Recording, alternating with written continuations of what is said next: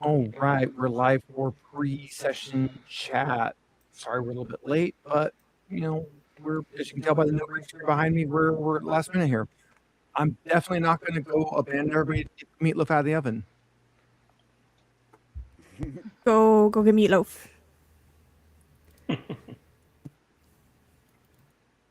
Oh, tubs. Oh, more important than meatloaf. Cat time.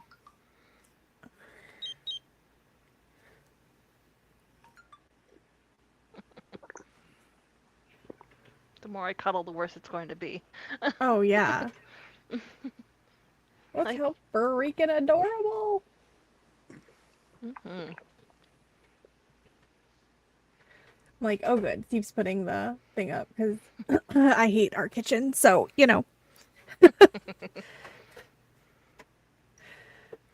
like all the Amazon boxes in the back. Or Our boxes garage in is general. full. So many boxes. Well, I have your guys' copy of Flamecraft Duel too, so Yay. yeah, it's adorable. Look at that, look at that. Yes. Yeah, her cat A lot just of love. explores and cuddles everyone. This one, cuddly but afraid of everything right now. He Well, wants his basket he'll- back. He'll get over that. He had a basket that he didn't want to leave, and we took him out of Aw. it, and two other cats took it over, and he's like, the fuck? But that's his. We are gonna have to try and make sure they drink some water after this. Yeah. Do you have, or you could give them, I mean, water, yes, but wet food too. Yeah, they gave us some fancy feast, and we have Friskies wet food. Okay. But apparently they're used to getting fancy feast for wet food, and then Blue Buffalo Yeah. for dry food. Mm, So we're gonna mix some of that dry food with the stuff we got. It wasn't for much them. food. Yeah. It was just a tiny bag full of stuff. I will say, like, I have changed our cat's food before, and it doesn't bother them. Yeah, it normally doesn't. Depends They on the said to cat. mix it in with the But new some food they wanna cats give get 'em. very picky. Yes.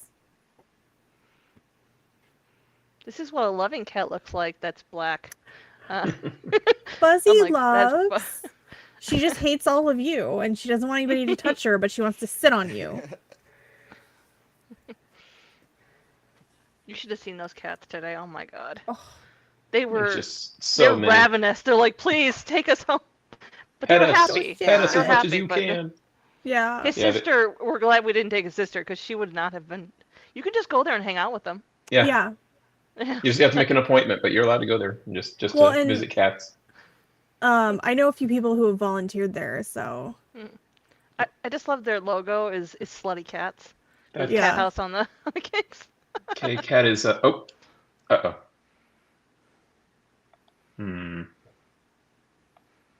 What's it doing? It took a nap on the keyboard. Oh no. Mine kept jumping on the keyboard. I'm like, I like your and- desk, but it's got too much crap on it. Mm-hmm. And something popped up about changing a setting, and I don't know what it was. Uh-oh. You're already a little hacker. Okay, so you've got 4 cozy cats. How about 2 more? Oh. Hi, Buzz. Part of the crew. Buzz came up and pawed at me and meowed. She's a, See, look at me. I'm loving. yeah.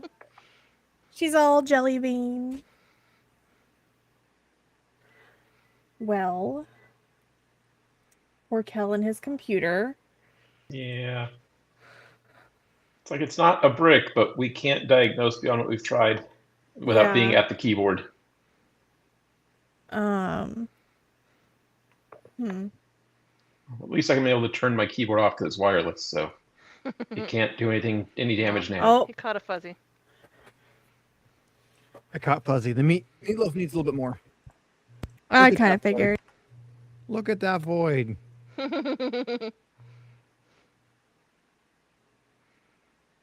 Oh, he's got something new.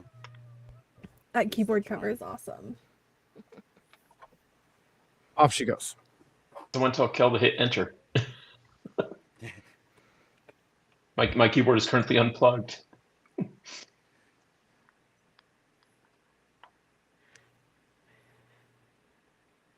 Oh, I hope everybody's doing good today. I felt like Ass Day called out of work, Slept for an extra 5 hours. Feeling better now? We call that faking it. Did you watch The Price is Right? I did not. That was what you did as a kid. Hmm. It helps Megan, if I did you- remember to turn my lights on. There you go. I love that it's just a button now. And he made a button for me on mine. I was sick yesterday, but mine was my dental work I had done last week. Just kind of flared up, and my whole side of my face hurt so bad. So I stayed home and took Tylenol, and there's like a supplement for gum health, and I took that and it helps, so I was feeling much better today.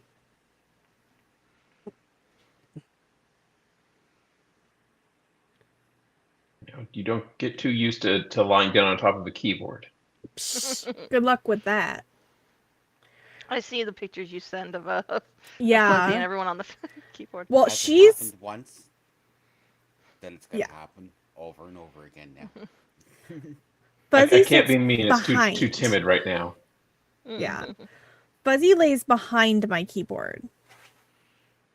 I'm getting hair up my nose because it's so fluffy. Mm-hmm. I can't believe that keyboard companies don't just include like a cat button that disables it, like a physical switch. Is, out of curiosity, is our sound any better with our new little thing Steve built? It seems like it. Because I haven't muted the whole time we've been on. I'm trying to remember I have a mute button, so I'm not hearing the The extra. echo. I'm really hoping this So, slows down quite a okay. bit. Steve is kind of echoing for me, but that might just be because I He's a have- loud do- motherfucker. No answer. Here, talk, Steve. No, I don't want to. You There need we to go. talk. I had it because you're on both pages. Oh. We're good. He's like, stop moving. Mike's muted. Because I sneezed, so I didn't want to. That is one thing about this setup I absolutely love. I love that everybody has their own little waveform so we can tell when somebody's actually muted or just being quiet. Oh, I have everybody on the other screen so I can see the cat. Mm-hmm. I had both of them, but because only one of them works. I don't have a way to share the cat and my face at the same time. We don't need to see your face. Well, it feels weird when you're just pointing it straight at my stomach and a cat. Oh. I did not share the stream at all today on anything, so I guess I could do that. Oh. I don't know Let's how. turn off background Aw, removal. Sweet baby. Well, good to have Yeah, love. And they do have okay, white now on it. keyboard back. He has white on Yeah. his tongue, but Yeah, he has white on his stomach and white paws, but he's covering all of it. Jason said you're never getting the keyboard back. I have spares. So many spares. We've actually done that here. Put out a decoy one. oh yeah, the Yeah. decoy. I'm gonna need a decoy. You need decoy boobs? Is that what's going I on? know, well, yeah.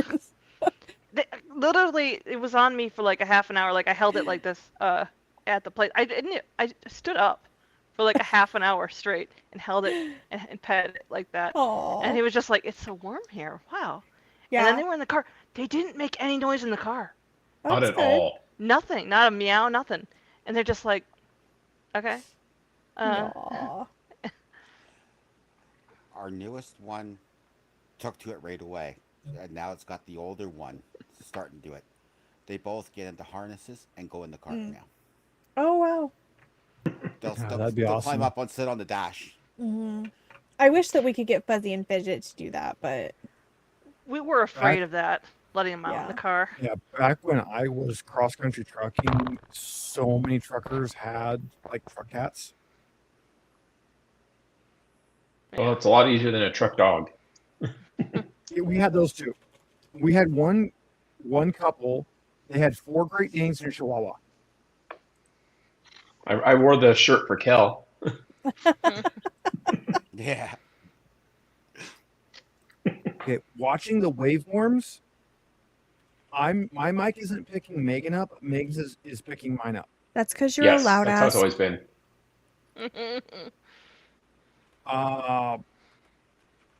I might have to help Megan set up Elgato Wave to add in some like compressors and stuff. Does the mic you have not have like directional pickup? It does. You could try moving Megan's mic around to. It's all software controlled, and I don't think Megan's is set up. See, if it's software controlled, it's garbage anyways. We'll go check hers real quick. Wavelink, right, babe? Yeah. All right. Add in.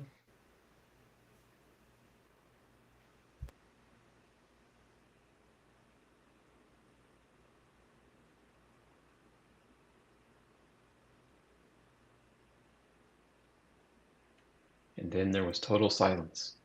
Yeah. Yeah. What's the extra Don't need chair sound while we're for? doing this. You all keep talking about cats. Yeah. Also, Megan's mic just picks up all the ambient noise. Like, the second you unmute it, we hear like a fan, which is probably the computer. Yeah, a little bit of background hum, yeah. It sounds so weird when it's turned off.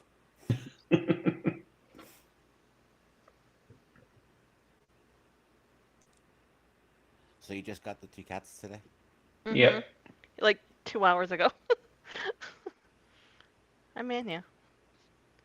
I wasn't sure how long we'd be down there. It's like, okay, our appointment is at 1. It's an hour away, so we as long as we don't spend more than 3 hours there, we're good. But wait, I'm I glad mean- we didn't go towards the house part because we probably would have never left. Yeah, there are a lot of adorable cats there, and they're all snuggly, except for the one that tried to eat my shoe. There was this white cat. It and kept playing with the first- shoelace. Well, first it like the aglet on the end of my shoelace, and it was actually chewing on my shoe. Aw. Aw. They look comfy. Yeah, but it was chewing on my shoe, and I'm like, what the? You're not. And there's. They were doing peacocks all that to over the me when place, I was too. in there. While you were at the table, and the ones that were up there, and then the rest that were on the floor still were all just going around my shoes, slobber all over them. But yeah, obviously you didn't see it because you were in there with the cats. But I went. The restroom is actually in. So it's a person's house, and then they added a bunch on the property. And so they've got tons of different modulars all around, and the cats are outdoors, but it's all fenced off, 6-foot fence with a little overshoot at the end, so they can't climb over and just get out. And there are, I think they said it's normally anywhere between 500 and 700 cats are on the property. Oh my god, that's a lot of cat. Mm-hmm. And All right. they have a center for the senior cats that are too old to be that they think are too old for adoption, like they've just been overlooked for too long, so they stay there permanently. And then they've got the kitten area where that's the only spot where they actually have cages when they're still getting shots and stuff. But for the most part, there is free roam. So we haven't set Megan's up yet, but she does have a noise canceller. Looks like it's still not doing anything.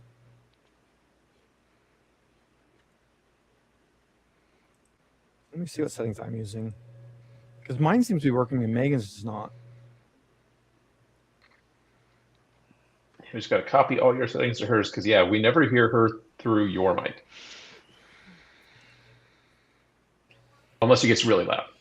This cat is so comfortable right now. They are not moving. I'm actually very uncomfortable. I'm like sitting at a weird lean angle. You knew the sacrifices you'd have to make I with know. a cat. Yep. Now, are you gonna let them sleep in the bed with you? Yeah. I mean, we put a thing in there, Okay. a cat tower, but Yeah. it's like if they want to, but that one, his might not be ready for that yet. Eventually. Like obviously he's doing something right now that'll, the cat's fine, but Yeah. it's like That's he's like, probably what you're going to play with. Probably. I have cat hair. all over Like my lips. he's scared of everything, but he's not like antisocial. Yeah. He was playing with people's tails through the basket Aw. holes. We'll have to get him a basket. You guys got a basket? A big ol'. I'm going to get some Like a wicker flowers from the style field. basket. No, not anymore. I think I gave it to Raina. We'll have to find him a basket. Yeah. I mean, a basket's just a box with holes in it. Lots of little strips. We'll just take one of those big eBay boxes and put a blanket in it, and we're good. So we have the foam wall between the two of us, and Steve is now realizing how irritating it is to have Get to go around it? around it. hmm Especially with the green screen up, it's yeah. He's just gotta learn. I wanted to be able to move it, and I didn't have the nuts to hold it in place yet. So if I touched it, it would fall apart. So I You went have the outside and balls grabbed did what? Yeah. So I upped my settings a little bit on my noise gate. I think that's what Steve was wanting me to do. Yeah, I was wanting to mess with your noise gate a little bit. Looks like it's still picking me up, but What is your release at, babe? let me pull it up. Give me your settings. Yeah, it could be the release because we still hear the background noise on hers. So that means it's never going fully off, even when she's not talking. Well, my computer isn't this computer isn't loud. 99 milliseconds with threshold at 60%. Threshold is at 60. And 99? 999. No, 99. 99. But I also have the equalizer and the de-esser going, which de-esser is nice. Okay.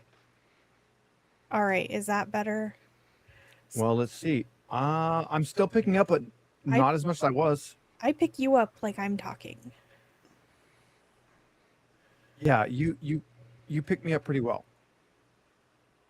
Actually, it's worse than it was at the beginning. All right, let's go. Is it?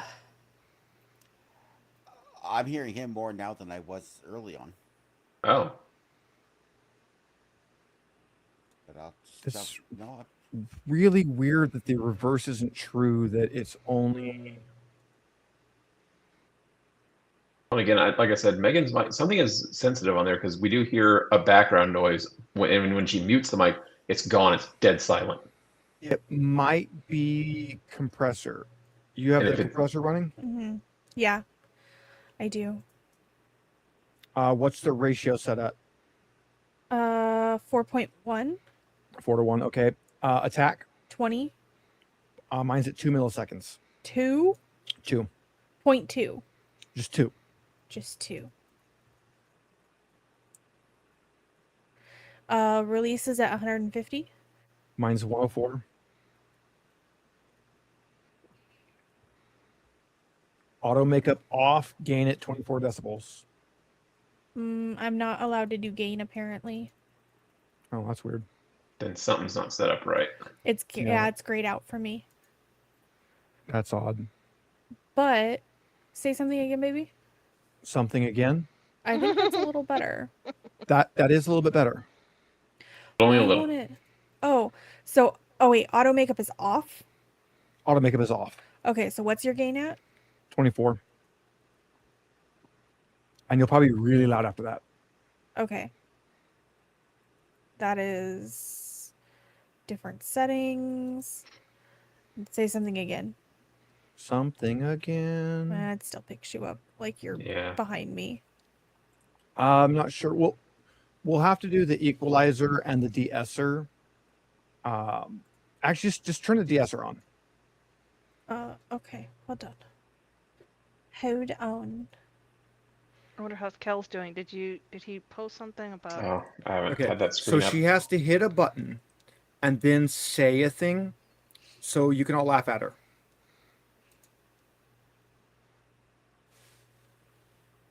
What am I supposed to say? Start over. De-esser, You have to smooth. hit. De-esser, smooth, the sharps. No. What the? De-esser, smooth, the sharp S sounds. And I'm not saying it. De-esser, smooth, the sharp S sounds. She about to start singing? Is that her vocal warm up? Yeah. That's a Got you to work on some tongue twisters. Okay.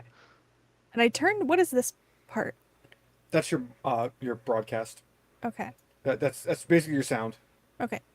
Go away. With your unmatching pants. So the de-esser just takes that hard whenever we say an S sound and kind of tones it down a little bit. The only other thing I'm running right now that you're not is equalizer, and that's a little hard to play with like on the fly. I'm really confused using the same microphone with the same settings, why it's picking me up so bad and not you. One thing, just really quick, Megan, hit the mute button on your mic. Good. Now turn it back on. Thud. So Shut up, Steve.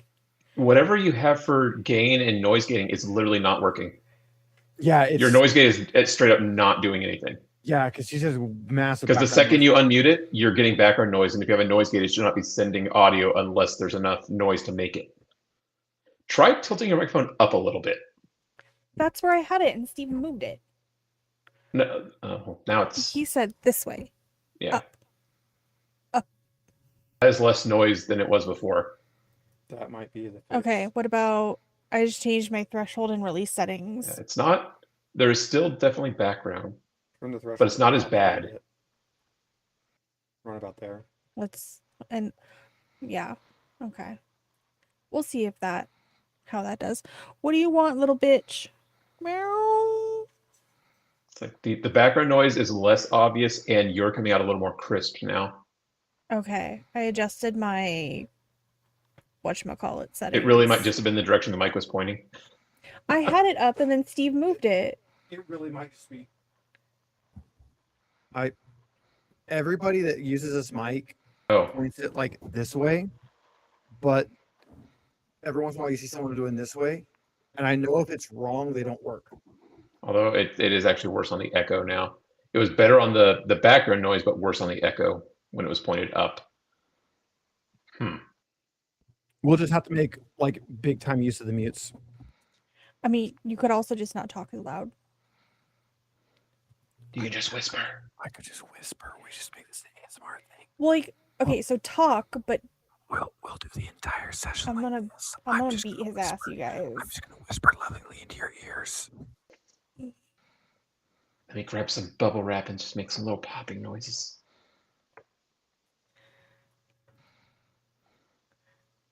I would, but the cat's right here. I'm gonna go check on a meatloaf. Be entertaining. The second I get this, just hear a little purr. Oh.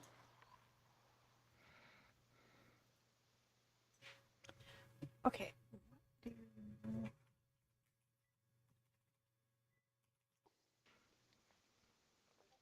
You see this, Megan? He hasn't tried to leave in almost half an hour.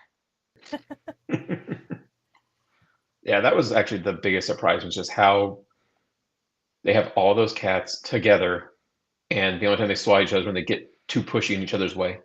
No, there was one of them had something and they all wanted it. Oh. And they were following him around. I don't know what it was. It looked like poop, but it could be something else. I have no idea. But they would just follow him and then he'd stop and chew on it and then move again. And they just follow him.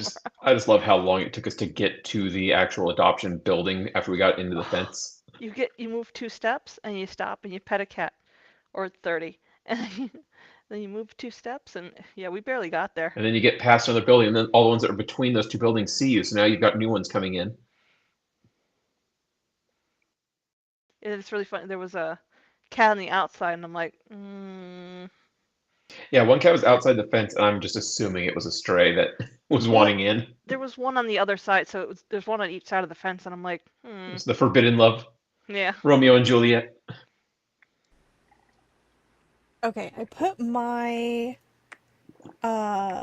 threshold back up to see if maybe that will help with Steve. Again, I think the issue you're having is just whatever's going on with the noise gate. It just isn't actually enabled properly. Yeah. Because again, it should the same when you're muted, it's completely silent, and a noise gate Yeah. should make it so it's completely silent until there's enough noise to trigger it. We So- shouldn't be able to tell the difference between it being muted and not muted if the noise gate isn't triggered. The general kind of feel for Elgato Wave is it is absolutely amazing when it works, but has a habit of not working at all. Yeah. And that's the one thing. It's like as soon as you said the directional mode is part of software, it's like crap. Anytime you have software controlling audio, that's just black magic. Well, so it's Megan, you got to mute when you're not talking, so it stops picking up. Yeah. So the way it works, the microphone is doing it, but the software is telling the microphone to do it. So it's just like any Elgato thing, just like I can reach over and I can, turn my lights up and down.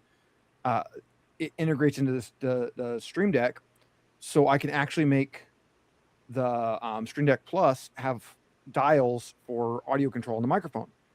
When it integrates, it's amazing. It has a habit of just not wanting to exist. So we'll have to play with Megan's.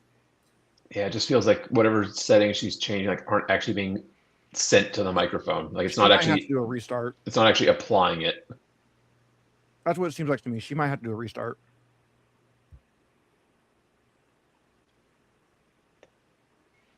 See, because when I was hearing you talking about noise gates and all those things, I was assuming that you were like using OBS to route the audio through and using its audio control, I not just realized- microphone. Using Elgato Wave. Zar That not coming? said, guys, it is 6:00. So welcome to Four Cohesive Cat Games. This is our session 1.0.5 for session 1, part 1 redo discussion extravaganza. As you can see, we're still missing 2 players. I'm going to move us over to gameplay anyways, though. Did anyone remind are- Zara that we were going? I mean, I assume he Zar, knows. that is our first announcement. Zar has dropped out of the game. Oh, So announcement 1, it's not working out for Zar. So he is officially dropping out of the game.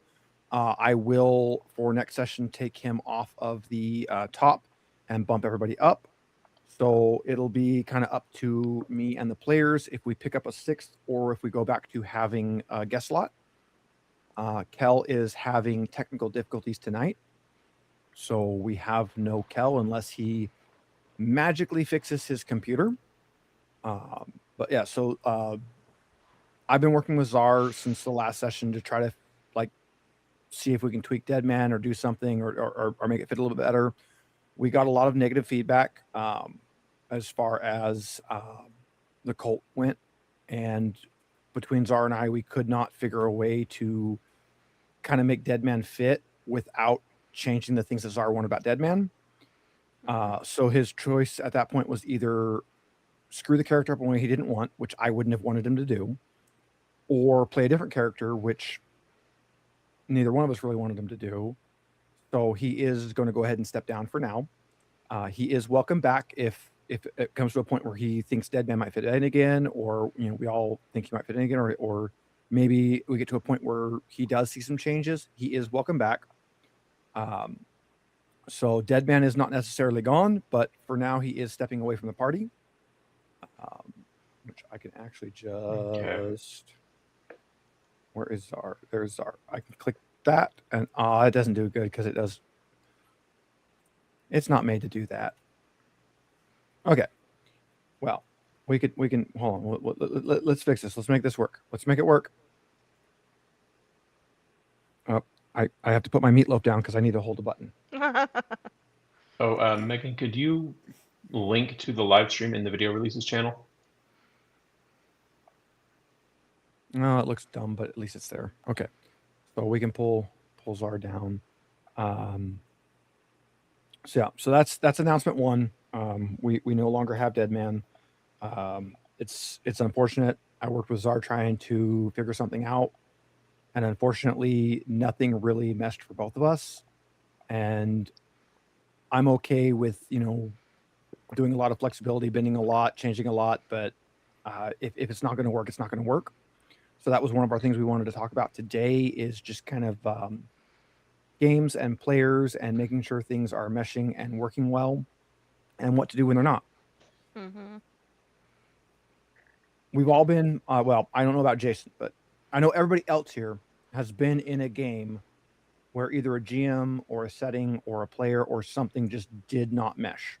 That was Aiden in Aliens. Yeah. That was Aiden and Yeah. Aliens. And that's not saying that that campaign wasn't good, because everybody Yeah. else really enjoyed it. That's not Just- saying Aiden wasn't good, because we all love Aiden. We all love Yeah. playing with him. hmm But in that case, it just did not mesh at all. So it's very important when you're running a game, when you're in a game, when you're doing anything like that. It's really important to, I'm going to go back to the chatting screen because we're not really at game. Yeah. Let's go back to chatting where we're big or bigger. It's really important to make sure that everybody's having a good time, that everything's working for everybody. And on this particular game where we're broadcasting it, we have to loop the audience in. All through Dragonbane, I never got a single any input from anybody outside of the game. I never got any fan input. I got nothing. I got messages on Blue Sky. I got messages on Discord, and I got a message through Fur Affinity about our session 1. Somebody found me on Blue Sky, got to our channel from Blue Sky, and then messaged me on Fur Affinity. That was big. So going forward, we'll kind of discuss what was brought up, and I'm going to, again, I got 6 different responses, not including some that got forwarded to me. So I got 6 responses from people who were very uncomfortable with the cult and the brainwashing. So we're going to address that moving forward. That will be removed from the game, which, again, Czar running Deadman being the cult leader, who's the cult leader, makes it really hard to be the cult leader if we can't pull people into the cult.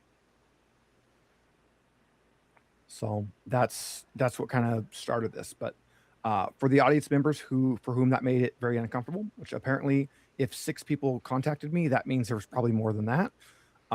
We apologize.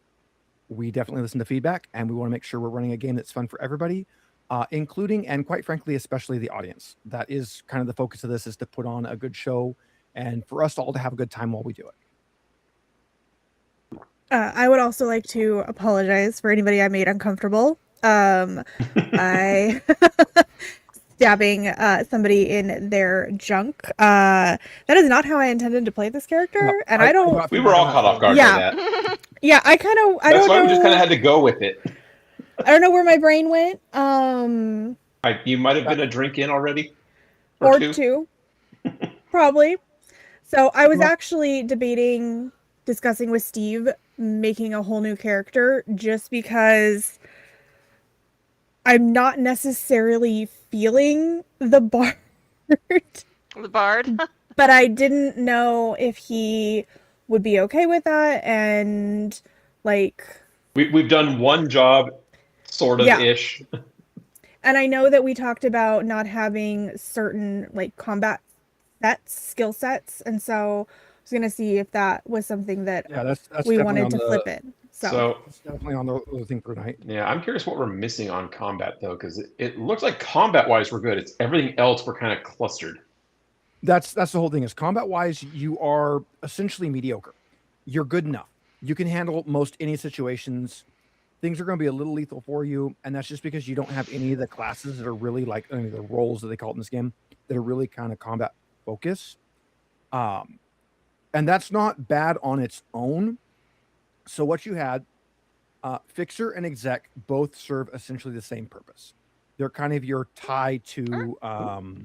Oh, hey, Something. look, like we might have something. I'm fine. Kel's I trying. can hear him. My God, he's trying. He's trying. I can hear him. He Is needs that the by- fantasy. Is he phoning in? He's on his laptop. Ah, He needs the fantasy ground password, which I don't remember what is. So Steve, when you get a second. Yes, I totally remember what that is. I'm a good GM and I remember things. Is that one of those things that I was supposed to be keeping test track red I'm of? or sure something? it's in the Discord if you scroll Red around test? I long enough. Yeah, I Maybe don't. I don't know. Announce it I don't know to what it is. YouTube, Ash. I mean, I can change. I don't it know if what it if is. needed, but I didn't put it in. He did. The password is password. Red something because we're not. I don't know. This cat is getting warmer and warmer. Which, by the way, I don't like being This- too warm. This is your life now. I Deal know. with it. He's so comfortable. He's just like, I'm not leaving. Can I just say that Steve made really good meatloaf? Mm. Oh, I was supposed to make. Well, never mind. I'll make it later. I'm supposed to make ground turkey.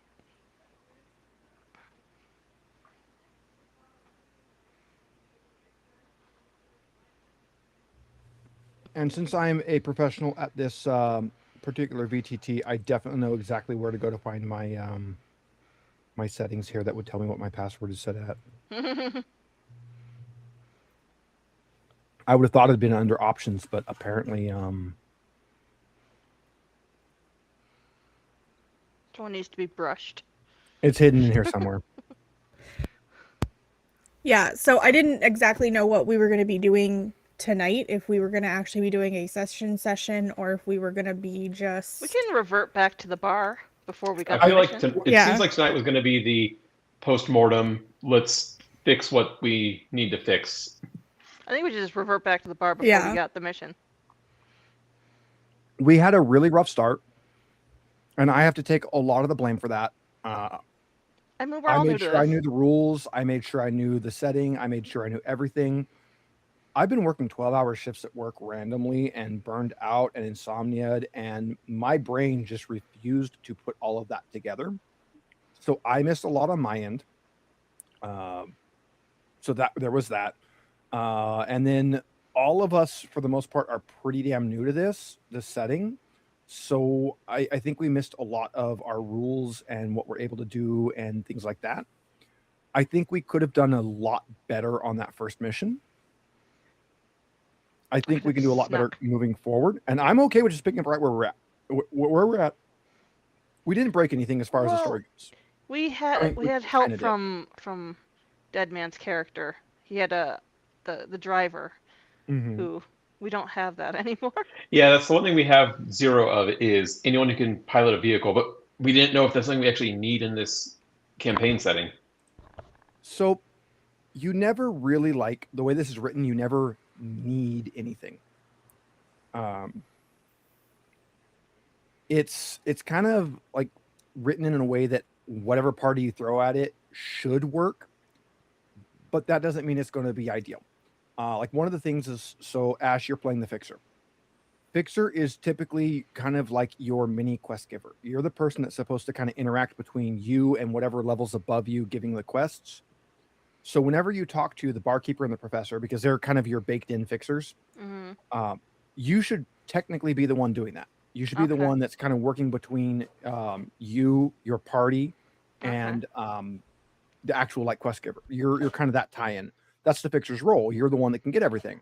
He's the middle manager. Yeah, You're, I know what I am, but I just this is so new to me. Like this whole, it's usually Not so new, medieval it's new to all- with it's- axes and mhm. stuff and magic, and I'm not used to all the guns and.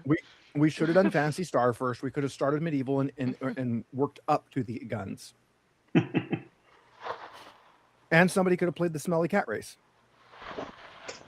Ugh, my hair. Looks like Kel's having more problems. Oh. He's trying. Well, as far as sessions to miss, I don't know if this was a really good or really bad one to miss, but it could be either. Just depends. So yeah, so we kind of had, you have a baked in fixer, and then you had a fixer and an exec, which again, they both serve the same role. The idea is the fixer serves that role if you're not working for the corporations, and the exec serves that role if you are working for the corporations. I mean, I can try and maybe I won't be the fixer. Maybe I'll go some other way. Maybe I'll be When solo or that's something. something we can, yeah, that's something we can kind of work on. Yeah. And again, no changes have to be made. We can run with the party we have. I don't think anything that's off balance right now is so off balance that it will just devastate the party. But if you're going to run with the party you've got a fixer, you've got a net runner, you've got well, you had an exec at the start, you have a rocker boy, you have classes that are made to kind of gain extra information or have extra influence or have extra minions running around. If you're going to run with that party composition, you need to really use those abilities. Otherwise, when you do hit an actual hard combat step, all of your abilities will be in basically preventing that combat step or making it less lethal. And if you haven't done that when you hit that combat step, you're going to hit the full lethality combat step with nobody to kind of back that up. It helps if I unmute myself. It does. I think I am going to do a character reroll, and I'm going to look at Solo. I was looking at either Lawman or I can look at Solo. I haven't looked at a whole lot of them yet. I did look Lawman at Solo. and Solo. Lawman could work. Solo's like the one thing if we're gonna eventually be in combat. Yeah. And that is the one thing that we are lacking the most in is someone who's made for combat. It's like we all have decent gun skills. We all have decent stealth skills. We all have a mixture of melee skills. Not as much. I think Zara actually has the most melee skills, surprisingly. But all of us can handle handguns. All of us can handle trying to sneak around and do stuff. But the second things get into a fray, we fall apart. And that's kind of what happened in the first session is we're all trying to stealth and expecting to jump the guy after we separate him. And then you stabbed him. So we got seen, and then instead of like falling back, it just went straight into combat. When that happened, oh my god, I can see Kel. Hey, Hey. Kel. Hi, sweetie. Someone needs to us? stop hacking my systems. I don't know what's going on. Yeah. So, my desktop to reset, so that's unfortunate. I'm gonna have to reinstall everything. But I don't know what happened. It was fine this morning. I went on a walk. I came back and funk is real. Yeah. You were hacked? No. Oh, I turned my background off. My background's still on. Need to drive to Slow in like a week and bring you our other computer. Oh, doxing No. Kel, telling the world where he lives. He said where he lives. He lives right outside Night City. What are you talking about? No. It's my police department fights the Hells Angels to burn down Morrow's Cave, and which leads to So, I didn't know if you were watching, but we are discussing. not. I'm probably gonna be re-rolling my character. I'm not feeling it. I'm probably gonna keep a lot of the same like traits and friendships and stuff, but just Her character will look identical. It's her twin sister. My Shut up. suggestion would be you run the same character, but just rerun the stats and the role, and that way it's the same character. And then Megan skipped it, but Kel, since you weren't here for it, Zar has dropped out of the game. Understood. So that's not really what any of us wanted, but that is what ended up happening. So hopefully we, It happened. yeah, it doesn't always work out for everybody.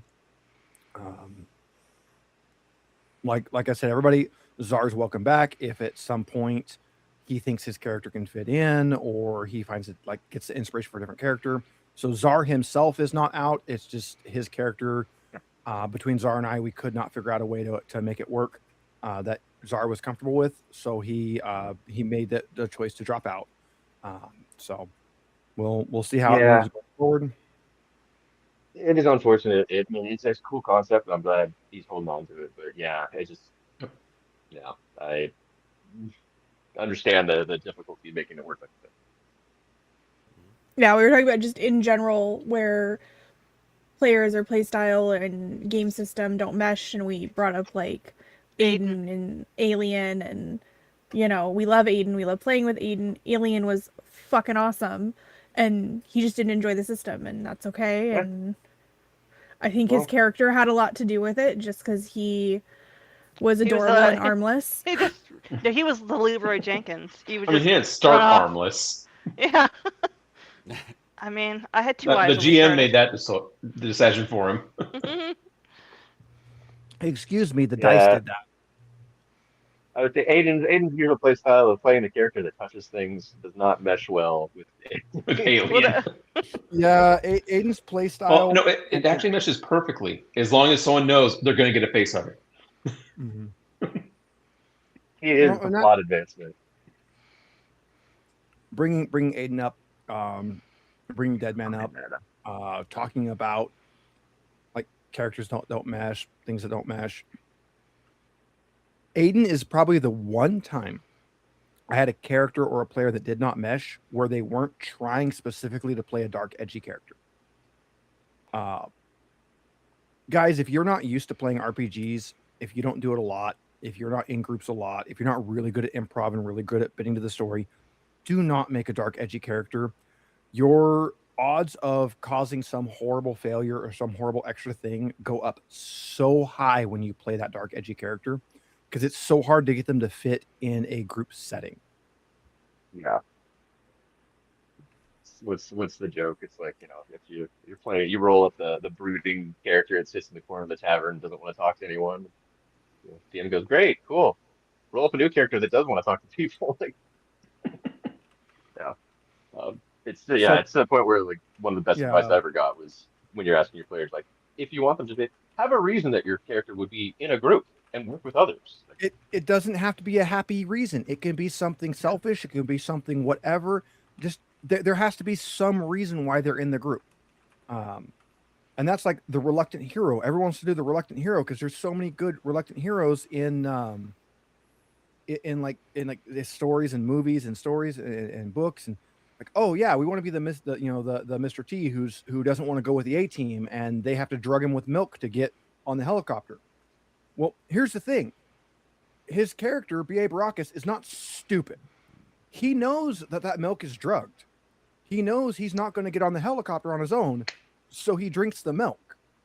So you have to understand if you're going to play that reluctant hero and you're going to be a actual PC, you got to drink the milk. You got to go into the story. You got to do the thing. If you make a character who can't do that, tell your GM, because what you've made is a really good PC.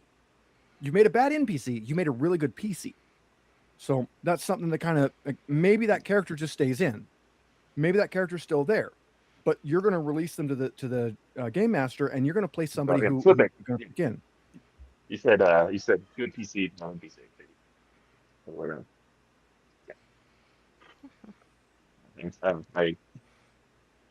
I think weirdly enough, I think it's part of the reason that maybe I err on the side of not writing enough backstory because I want the character just to fit in. But that does also kind of relinquish myself to a secondary role unless I can come up with something. I also don't like to write backstory. I love writing backstory, but it's hard knowing that it's a group. Yeah. It's hard to go into a brand new group blind with a backstory pre-written. Yeah. That you have to leave a bunch of holes in it or just not have one set up yet. I like to write mine as we go. Yeah. I like to write my backstory as we go. So I'll something will happen. I'll be like, oh, that is because of X, Y, and Z. So as far as that goes, we've talked about Otter and Ava a few times. Megan and I's first group D&D characters we ran at Adventure League. Otter was this drunken, he was a drunken master, but he wasn't actually a drunken master. He was just actually an alcoholic. He was just a bad monk. He was just drunk all the time. He didn't start that way. That was never the intention for Otter.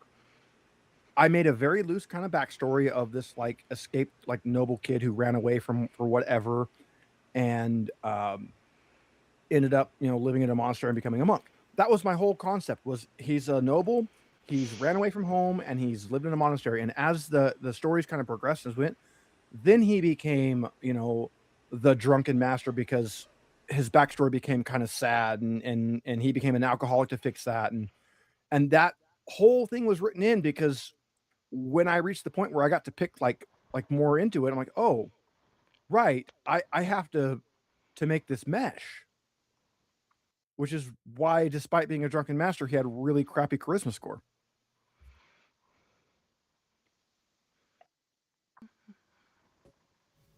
That's how And he Mercury ended got up a drunker too. Well, that was Megan. that was my fault. Roll a Yeah. drink. That's a lot of drinks. Oh no. Yep. Sounds fun. Yep. I was trying to see. So yeah, so it just Megan was retooling the character, or Yeah, how's that I'm gonna to redo a little bit, and then also I would like to say that this, I mean, it happens where I think that people go in and they go in with a group and they play something and they're like, I didn't really vibe with that character concept, and instead of saying something to their DM, they run with it and are miserable. And I was kind of waiting to talk. I think I kind of mentioned something to Steve the other day, but we didn't discuss it because both of us were kind of feeling shitty all week. And I was like, well, I'll just bring it up here and make sure the whole party is okay with it, which I was sure you guys would be, because why would you want me to play something that I'm not enjoying? No, it's I'm always a bigger fan of retooling things, retconning, re-rolling, whatever.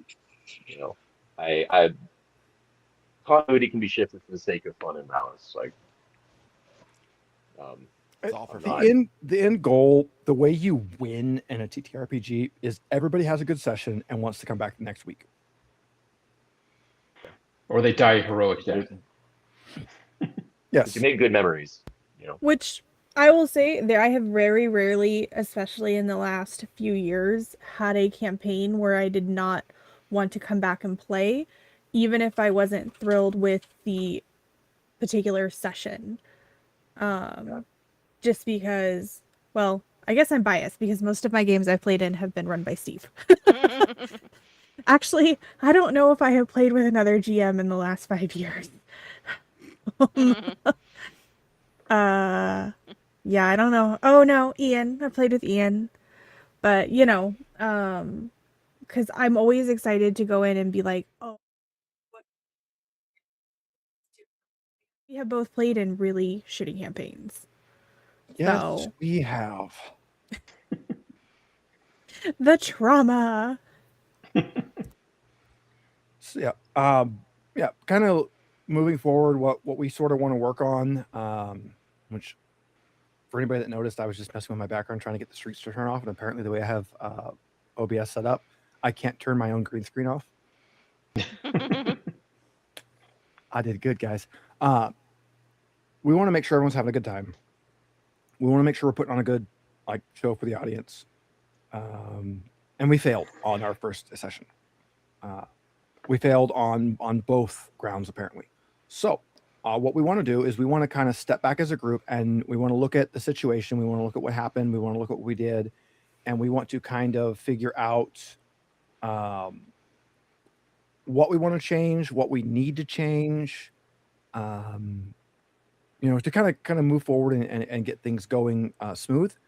Because it was sort of an entertaining train wreck last week, or last week before, or whatever the hell it was we ran. And we want to make sure that we don't do that again. Yeah, it wasn't the encounter we were going in expecting or anticipating. It was fun to roll with it. But obviously it was a mixture of not being prepared for that and then not knowing how to properly do that combat. Well, and I personally had totally forgotten most of the Cyberpunk that I knew. And so I actually found Steve and I a Spotify podcast to listen to the first couple episodes just to get an idea of the flow of the gameplay, because I think it's going to flow so much differently than other games we've played. And it wasn't clicking with me last week or week before.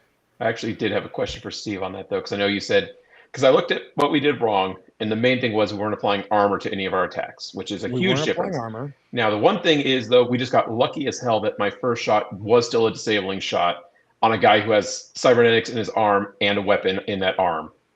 And I did go through his armor and damage his armor with that attack. So it probably would have gone well, but then you said there were supposed to be some reinforcements. Now, my question for you is how many rounds before they were supposed to show up. Because my understanding is combat's only 3 seconds a round, and they're drunk in a bar, so it had to be 10 rounds minimum. It wasn't necessarily that these were the guys that were drunk in the bar. It was supposed to be the ones that heard conflict and came out. So they should have came out the next round. That seems too quick. 3 seconds? It's 3 rounds. Oh, 3 And rounds. Okay. You guys did 2. So the next round they should have stepped out. Now, had I applied armor, Yeah. Blank and his bodyguard would have lasted longer and they would have come out. So that's kind of, I'll give some meta information. What was supposed to happen in that if you make that an actual combat conflict, Blank is supposed to run away with plot armor. He is supposed to get away no matter what. The bodyguard is supposed to duke it out. The bar goers are supposed to come out and help. The bodyguard is supposed to get taken prisoner and is supposed to just absolutely squeal no matter what. So that's how it's written. I don't personally like when things are written like that, where it's really like, this is exactly how it goes if combat happens. Yeah. Because that never saying he has plot armor, and it's like, okay, so if we just happen to all have perfect shots and roll crits on him, it's like he still gets away. It's like, And it is written for like how to handle it if he dies. But basically, that's not really supposed to ever actually be like a possibility. The problem when things like that are written that way, this is written for a 4-player party. It can run up to 6, but it's written for a 4-player party. Well, the difference in damage output between a 4 and a 6-player party is pretty massive. that is 2 extra bits of armor removed per round, assuming you don't break through it in a round or 2. Right. And that armor slows down combat so much in this, I found. Yeah. So that's a big difference. That's action economy, that's armor degradation, that's everything. So the party was able to kind of get through a lot faster than they should have. But again, even before that, there was a whole kind of phase in Cyberpunk where you kind of gain information and you use your abilities to kind of see what you can do. You look into, what minions do you have? What can they get you? That we kind of skipped. Instead, we got in the car and drove around the block. Again, from my impression from the bar scene beforehand, it seemed like we were dealing with a low-level street punk. And in my mind, I'm thinking, okay, so this is the only thing we have to do is figure out where he is, not his entire network beforehand. You take him and get the information to go further. And again, if you'd ran your abilities and you'd ran here's how we figure out where he is, that would have also given you story hooks to clue in that maybe there's more involved. But because we skipped that entire part. Yeah. But I figure if he was bigger than he was, the person telling us about him would have relayed something more than get rid of him. They don't know that. I think it sounds like kind of just expectations were definitely mismatched between what the book had or the module has versus what it conveys versus what it kind of expects us to do to fill in. I definitely am with Mike where I reflecting on it, I definitely got the impression that it was just some schmuck that we were going to go deal with that was going to be the then bigger blossoming and thing. As the intro quest, basically, it just I'm thinking roving band of goblins, like equivalent of here's introduction to the system and the combat and all that, not here's something big right away. It's more so that now that I have the better understanding of kind of you're supposed to use these other get your networks going, talk to people, whatever. Now that makes sense, and I can see I would definitely have approached the whole thing. So again, expectations help. Some kind of meta coming in from house. The way it's kind of supposed to work out is as you investigate to try to figure out where he is, you start to get information on where the supply is actually coming from. And if you investigate that, you find out, there might be some bigger ties here, which kind of leads you back to if there's bigger ties there, we really need to find Blank to make sure that we're, not jumping in over our heads. if you focus instead on blank, you go, okay, here's where he is, and oh hey, by the way, there might be some more extra ties. So it's kind of written in a clever way where whichever way you go to investigate, you get information on the other one, which I like. It just kind of Interesting like that. involves, yeah. The thing with Cyberpunk, you're really, as players, you're playing with the world and the setting, and I know a lot of my players here are very used to either like Alien or D&D or something where you're very much playing with the here and now, not the overall. So that's just kind of a something we have to kind of, as players, you have to get used to more with playing with the setting, and as GM, I have to get way more used to making sure you guys are playing with the setting and not just, okay, we'll skip this because you guys figured something else out. I forgot that the guy's name was Blank, and I was like, did Steve just forget the dude's name, or is he just like insert name here? And then I remember that his name was actually His name Blank. is actually Blank. I still think his name should have been an underscore. And he just goes by blank when you say it out loud. Yeah, I think he should have actually had his name be like the ASCII code for a space, just so that it's something, there is actually something in there, but it really is just blank. Jason, you haven't said anything in on this one. Do you have any thoughts? No, actually. Yeah, I've been pretty quiet, I guess. Yeah, really, no, not too much to say. Yeah, quiet's fine. I just wanted to make sure you weren't sitting over there lost or something. No, taking it all in. Yeah, you're not required to chime in. I just wanted to make sure that we weren't like Ignoring you for some reason. Yeah. Oh, no. I wanted to make sure there wasn't some like weird audio issue where you weren't hearing something or something like that. Like, I don't actually care if you want to sit over there quiet and listen. That's cool. We're just making sure we're all sort of on the kind of on the same page moving forward. Yep. Which also brings up the audience. Audience, guys, you can comment on videos. You can catch us on Discord. You can do like the one guy did, and you can find my Blue Sky where I advertise his channel, and then use that to find my Fur Affinity, and then use that to send me a Fur Affinity note. I don't care. We also have a for Cozy Cat Games Blue Sky. Yes, there's a for Cozy Cat Games Blue Sky. Wherever you want to contact us, if there's something you like, let us know. If there's something you dislike, very much let us know. I would actually much rather have what I dislike comments than what I like, to be completely honest, because we learn more from failures than we do from successes.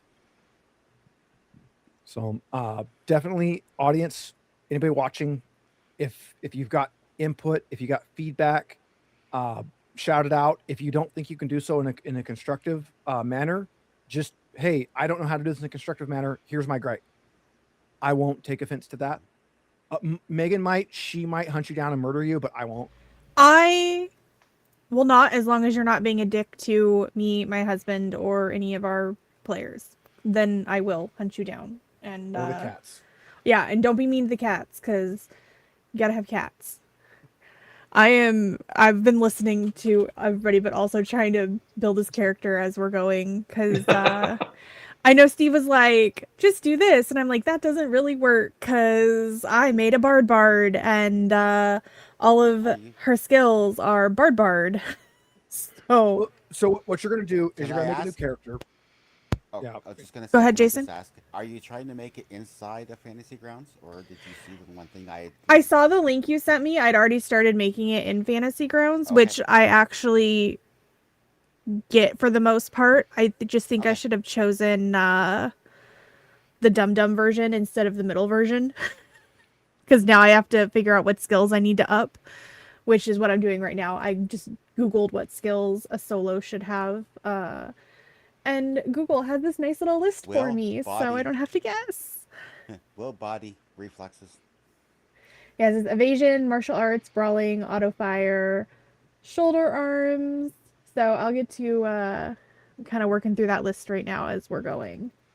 So for Reflex players 8, and for audience, Evasion 6, and drive Steve nuts by just evading every shot. It wouldn't be the first time, and then he just makes it harder, or he'll make me trip and like impale myself on something. I'm probably not as good at life balancing in this system as I am 5e. But what I was saying earlier is basically you're going to make a new character, and you're just going to make that Lady Finner. You're just going to make a solo. And Yeah, that's what I'm doing. Yeah, it's still going to be Lady Finner. She's still going to be a DJ. It's just not her main thing. Oh, no, that's not what I'm doing. You just moonlight as a rocker boy.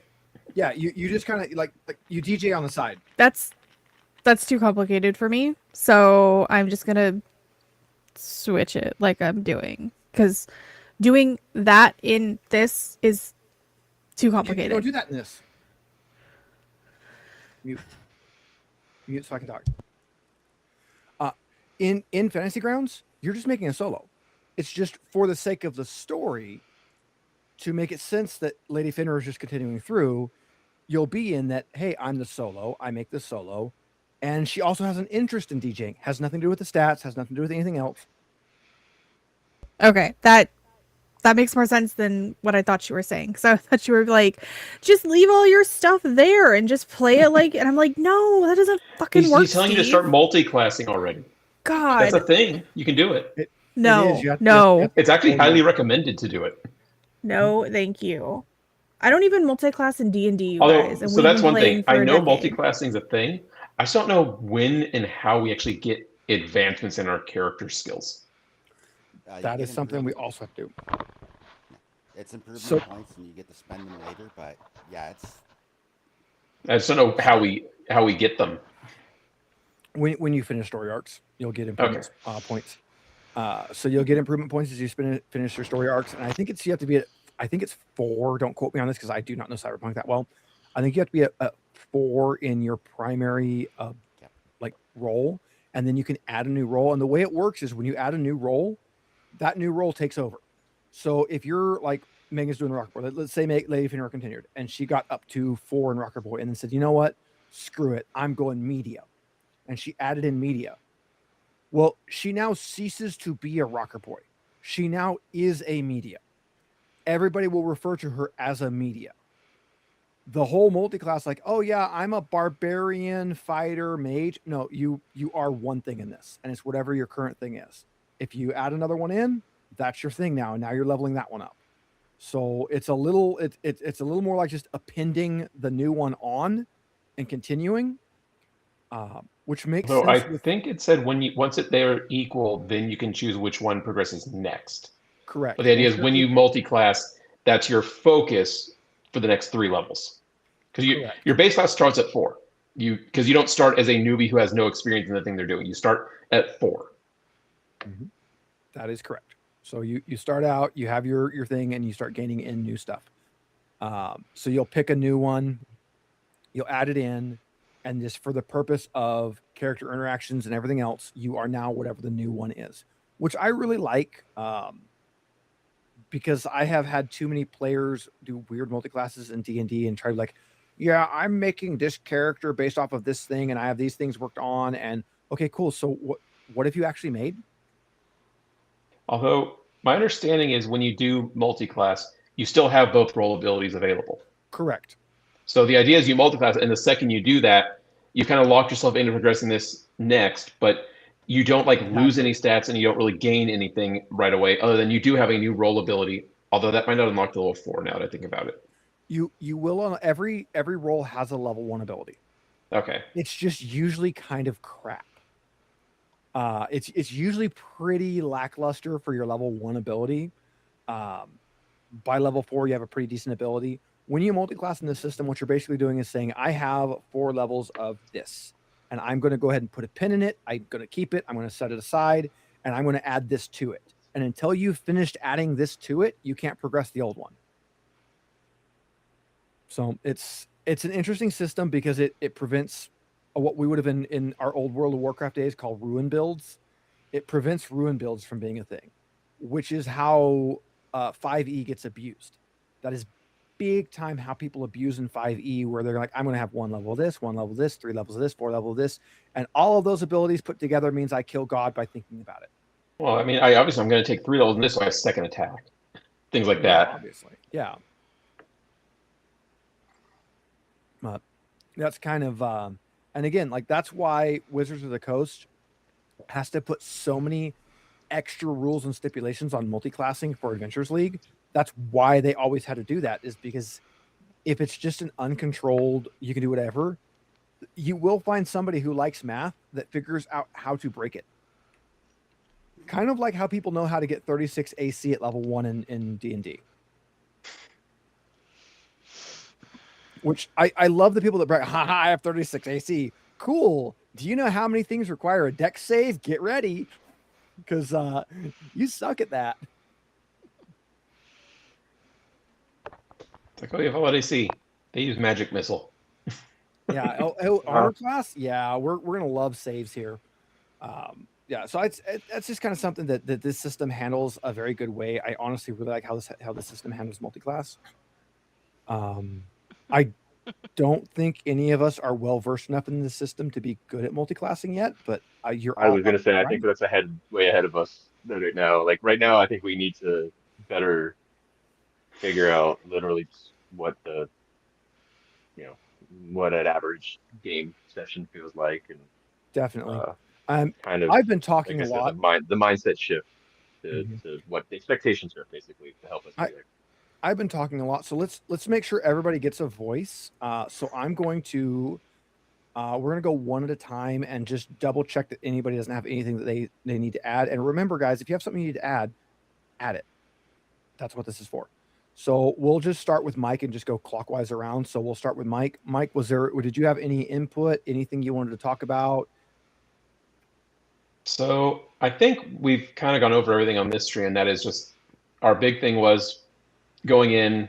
Kel kind of agreed where it's like it feels like your quest giver, the person that the bar that gave us that, we assume they're giving us enough information to kind of get our story beat started, and we go in expecting this is our first quest is going to be the saving a wagon from a band of goblins style thing where it's like this is a low level guy, it's to teach you the game and build from there, and we shouldn't be thinking that. We need to. Right. We're expected to find the street corner seller, not the. Yeah, and it doesn't help that he literally was a street selling in a parking lot outside a bar. That doesn't make me think this guy has any importance to him whatsoever. I assumed what was going to be important was where he's getting the stuff, which we were finding out. Which is what we're finding out. But the fact that he had any relevance himself was not something I was expecting. Well, and you're actually pretty spot on that. He really is just the low level seller. He's just kind of from the barkeepers, from hers and the professor, from their point of view, they just have bar patrons that keep winding up dead because of these bad brain chips. Which, by the way, if anybody didn't pick it up, the drugs they're selling are literally like brain chips that so their experiences. Yes. So he's selling these bad chips and their patrons keep ending up dead. So that's the extent of their knowledge. They just know this guy is selling crap and it's killing their patrons. So that's kind of, their knowledge. So I could definitely see where the person's like, well, yeah, they probably learn more. No, this is a busy barkeeper that's just getting some information, just like, hey, this is the guy that's the problem. They don't know that they're sending you after a beehive. They think you're swatting down one little insect. They don't realize there's a whole thing behind it. So that's kind of and again, we missed the part where we information gathered where you would have got some hints on that. And I have to take fault for that because I didn't make you guys do it. When you had your solution, I just said, okay, screw it. It works. I shouldn't have done that. What did you just do? She told us J/ or bracket /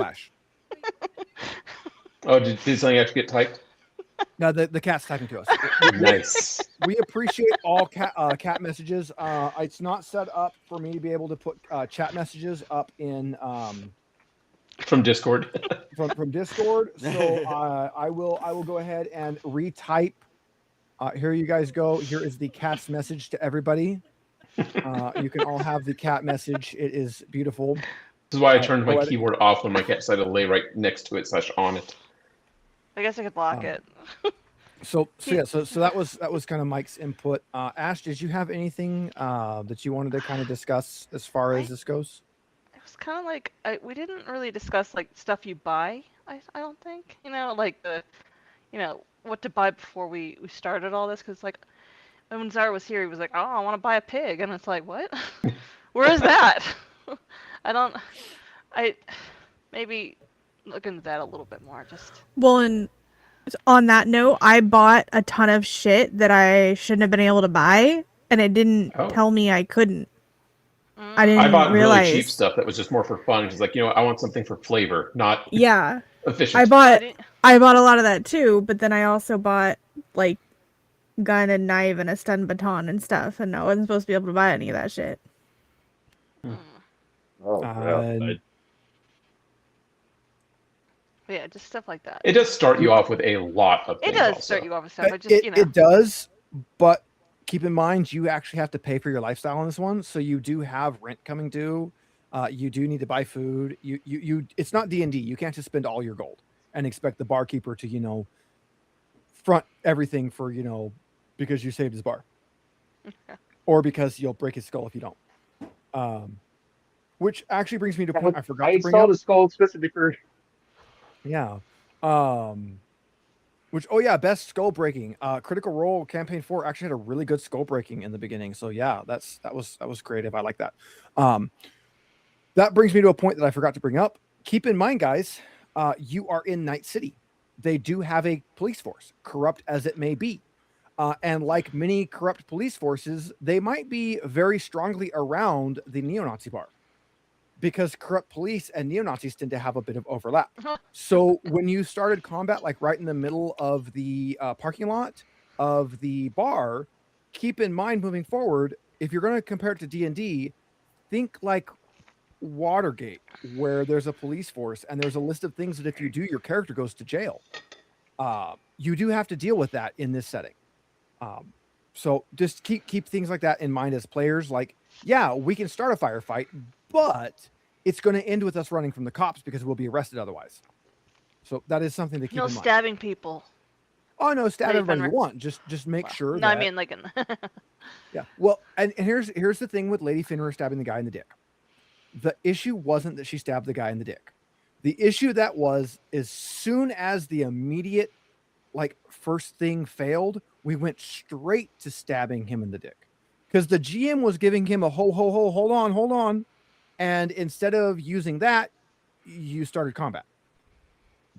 That was kind of the thing there was, and that was my comic, which that was actually the guy that got me on Furafindi. That was actually I say guy. I'm sorry if I just misgendered the person that got me on Furafindi. I say guys by default because I grew up in the 90s. The individual that everybody's guy. Guy is there's no gender assigned to guy if you grew up in the 90s. Guy is genderless. I know that with the modern thing that's not how that works, but in the 90s everybody was a guy or a dude. You guys, you dudes. It was, so forgive us if we do that. So that individual, that was their thing, was they were like, excuse me, first off, they didn't like some of the other tones, and then they were like, why did we go straight to combat? Like, why didn't we do more? And I said, you know what? Ask my wife. because the rest of us weren't involved in that decision. He was on the probably alley. like, "Oh my god, you poor thing. That's your wife. You gotta protect your junk."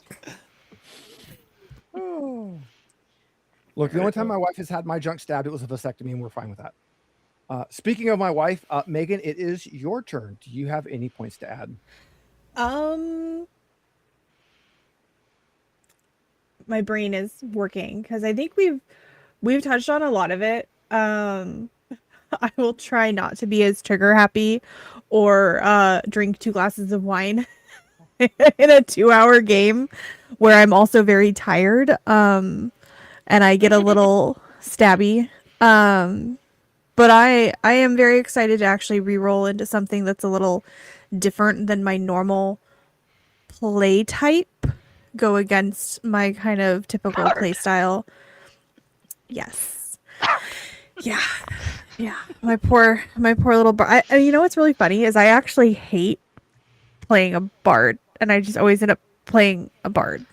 Like, I don't want to be a traditional singing bard, which is why I made Lady Fenrir a DJ. So instead, you play a divination wizard, which is basically just giving bardic inspiration to people with a different name. I mean, hey, divination wizard is fucking awesome. But and we discussed the equipment. So I chose the rat, the what's the rat option? Pack rat?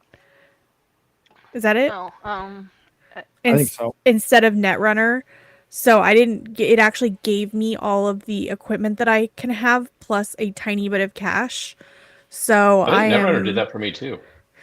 It Or Edgerunner, not Netrunner. yeah, Edgerunner did, but it didn't give you all the thing. Like, I don't know. This looks a lot different than the options I got with Netrunner. And I did Just this be one sure that you because have the right amount of skill points when you're done, because I think that's how we did Ashes. And I think based on what you pick, it gives you different number of skill points. Because one of those is also used for creating NPC characters like a PC character. And I think the idea is it's as if they're a level 1 instead of level 4 an actual player should be. so it told me that it spent all of the points. Just So double it- check that. yeah. That's all right. Yeah, just add them all together, because I think it Yeah. was Jason who counted Yes. Ashes and realized, Yeah. oh, Ash was missing skill points. I will figure out how to count them so I can count them because I know we're supposed to have like 89 or 86. 62. isn't it? 62. I can So- definitely tell when Megan's talking that Elgato Wave is not doing the Elgato Wave things because I'm still hearing the really hard S, and that's one of the things that it's actually really good at toning down. So we'll probably have to try having you do a restart afterwards. Yeah, and that's another thing that Steve and I are working on is because we are literally arm length away from each other, is we purchased a I keep wanting to say corkboard and it's not a Pegboard. pegboard, and we put some foamy foam on it so that that maybe our echo is not as bad, but because we were both not feeling great, we did not have much time to do a test. So what we did, we bought a pack of cheap foam stick-on sound tiles from Amazon. And then I went down to Home Depot and I grabbed a 2 foot by 4 foot pegboard. Lowe's. Or Lowe's, yeah. Just because it was the cheapest option. I was going to get XPS, so the big pink installation foam, but I should have taken, like, we went in the little Kia Soul. I should have been in my pickup because then I could have got a sheet of it and cut it down. Hamster mobile. Hamstermobile. Because I was originally going to do it with foam, so it was like foam on the foam and ice and whatever. It ended up in this instead, which is fine. So I put on a couple of angle brackets so that I could set it on tripods. So it's set on tripods so I can move it around, do whatever I want with it. And I just stuck the sound tiles to both sides, and it made an instant amazing. Well, I don't have to mute my microphone anymore. You guys aren't. I can see Megan moving mine a little bit, but not like it was before. So it definitely helped out a lot. So yeah, so that's kind of what we're working on our end to get that kind of fixed up. And Yeah. but yeah, But- Megan, your noise cancellation and your de-esser and it's definitely not working. Okay. So, and on that note, yeah, I think that's about it for me. I mean, we brought up a couple of things, and then again to the audience, sorry for the immediate into combat stab and junk. Other than that, I think I'm good. I am definitely going to do some more research on this if I can find some spare time, just so I can know the system a little bit better. Because I think for me that's a big part of my playstyle is when I know the system better, then I don't do as many stupid things. Because I'm like, oh, what does this do? We want to make sure our stupid things are like aimed and at appropriate points. So let's go ahead and we'll skip me because I mean I've been talking most of the time, and we'll move to Kel. Kel, did you have anything you wanted to add, talk about, anything like that? No, I think we've effectively covered it all. Really, like I said, I want to just by shifting our expectations of how we should be going about thing, that just basically like even just saying like, hey, yeah, not D&D, combat's not your primary way of interacting with the world. Definitely, yeah, a little, I think more involvement on your side on just making sure that that's communicated through NPCs, and obviously more involvement on our side of actually exploring the skills that we have. and using them. I think that's gonna be a huge change for the better. I definitely agree that that's definitely something we need to do. And as a GM, I need to work better on that. As players, we need to make sure that we're exploring all of our options. Yeah, We I just think we just like, came out of I was gonna say just everybody. Yeah, I think everybody just kind of came at it from different directions and different levels of preparation, and then some adding in the complication of a rigorous backstory that did not necessarily mesh with the mechanics of the game as we wanted to do them. Just added an extra layer of complication on top of things. So I think things are definitely going to be uh, having a solo party will help when those more tense issues come up. But yeah, I think just we'll reset. We'll have a little more direction, and now that we know what to do, we can explore a lot more. Yeah, I think. what I would add to that is it's not that combat isn't your main option, it's that combat isn't your Sure. only option. And that Yeah. Okay. Sorry. even well, and the I reason meant I bring that up go-to is option. Time for Even- battle. yeah, even if you know it's going to 100%, you absolutely know it's going to be a combat situation. The whole point of things like the fixers kind of hooks in, and when Megan was doing the Rocker Boys fans, and the executives minions, and all of that kind of worked into preemptively getting information. We haven't got to Kai's Netrunner stuff, but that's where you get things like, oh, cool, we're going into the building. Kai can go ahead and make sure that security is disabled. He can make sure that there's no cameras going, or he can. Although, from what I read, I can't do that from the outside in 99% of the things, in red at least. Correct. So Well, here's the that's thing. what I'm thinking. Think about it this, because Kai, we know that Kai knows tech. There is no LAN connection, or there's no WAN connection. There's only a LAN connection. So when you hack a building, you have to You're inside physically it. you have to get into their local network. There is no hacking them from the internet. The internet exists in this, but that's for the corporations. You guys, you're too poor. That's something that only the rich people get. You guys and everyone around you and all the businesses, they have their own internal network, nothing connecting to the wider outside world. There is no internet, so to speak, which is kind of weird in this situation, but it makes sense kind of story wise. It's not that there's Okay, no was internet, Jackson it's there for the that building? no one is dumb enough to put their system on the internet. Correct. It's there. It's basically your internet is YouTube.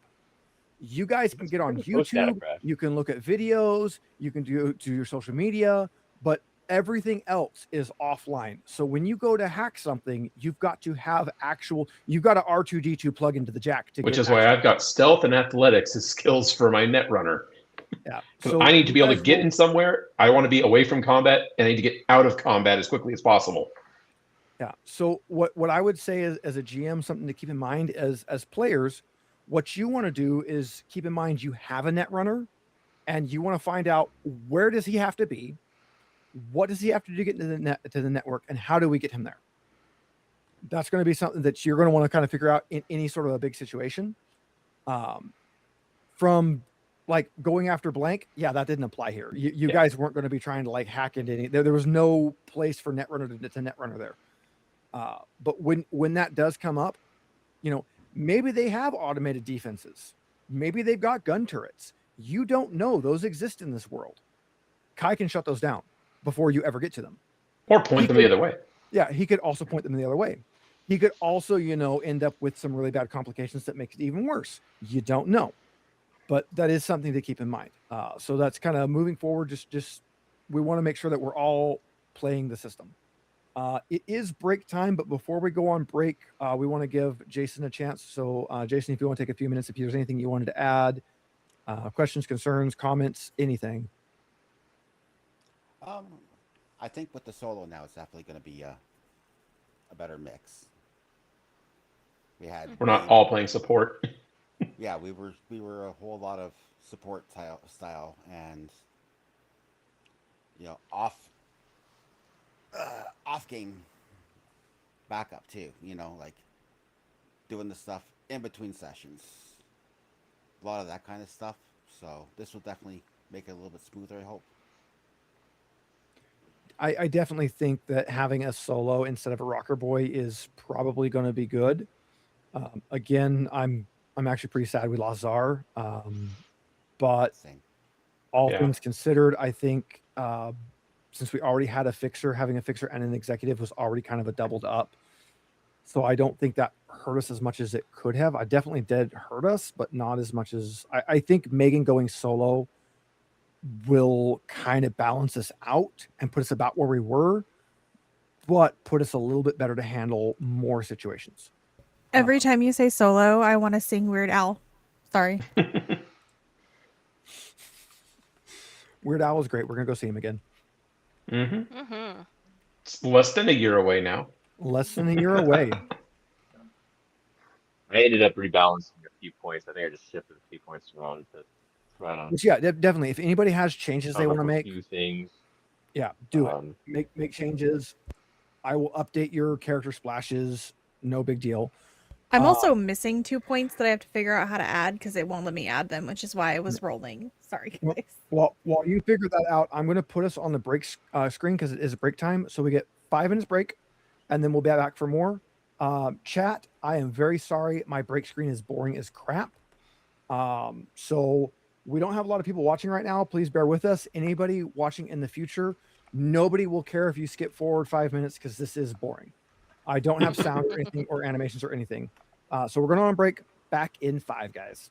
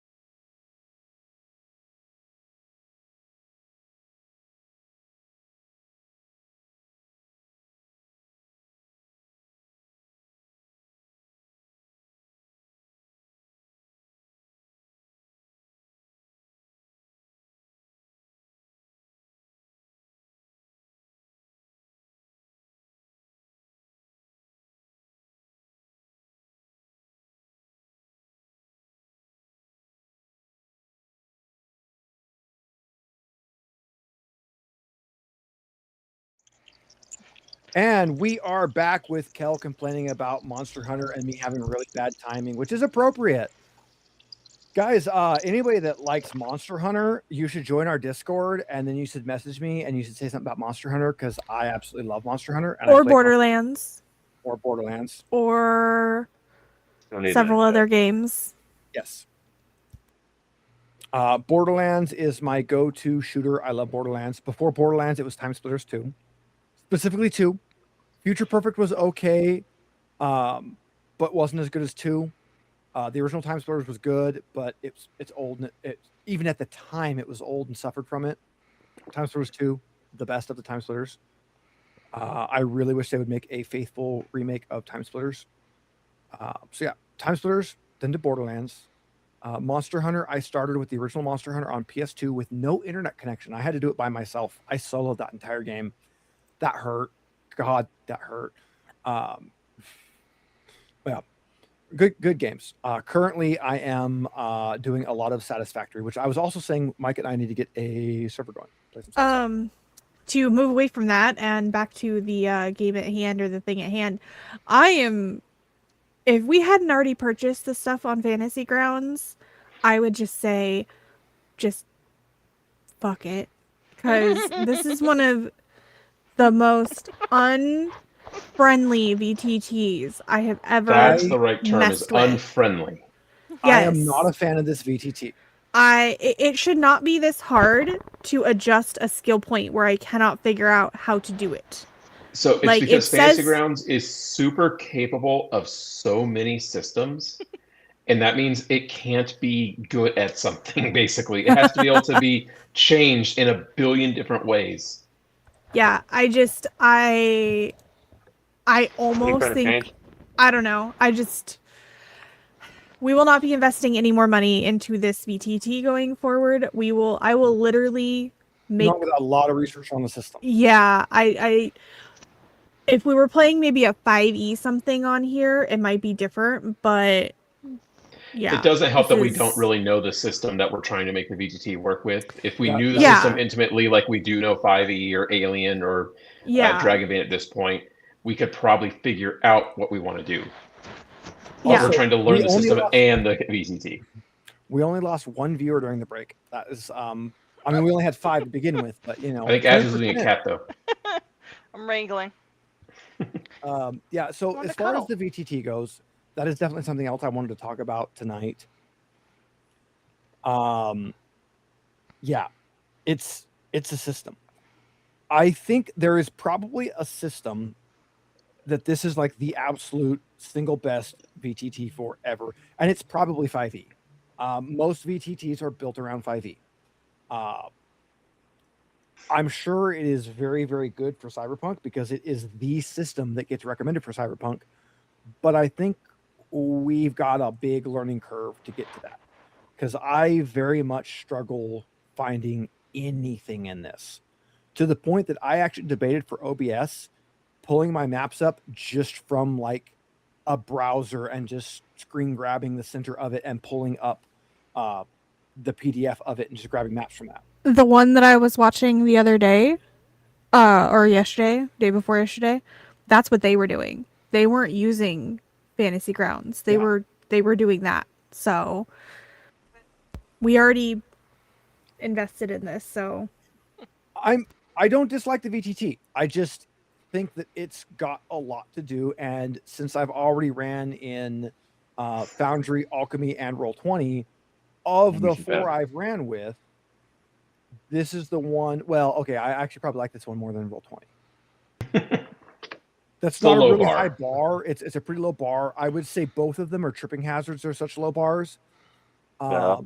I've been thoroughly unimpressed by both. I love Foundry, but Foundry Take a long Foundry is time to get it working. definitely well. See, and see, Foundry has just as much hard to use like weird things as this, but they seem to be easier to work through, and it seems to work better without knowing them. Alchemy was great, except it's definitely set up for, well, again, it's set up for doing exactly what we're doing. It's set up for streaming the game, yet it wouldn't work for streaming the game. It refused to have the audio and video work right, which I mean, as crap as Discord is, Discord has that down. You know, the only reason we switched to Video Ninja for this one, which yeah, Video Ninja. I actually put the icon in the bottom left corner. Video Ninja is just because it gives us independent camera and audio control, which Discord could integrate very easily, and I'm not sure why they haven't, since they're trying to integrate into Roll20.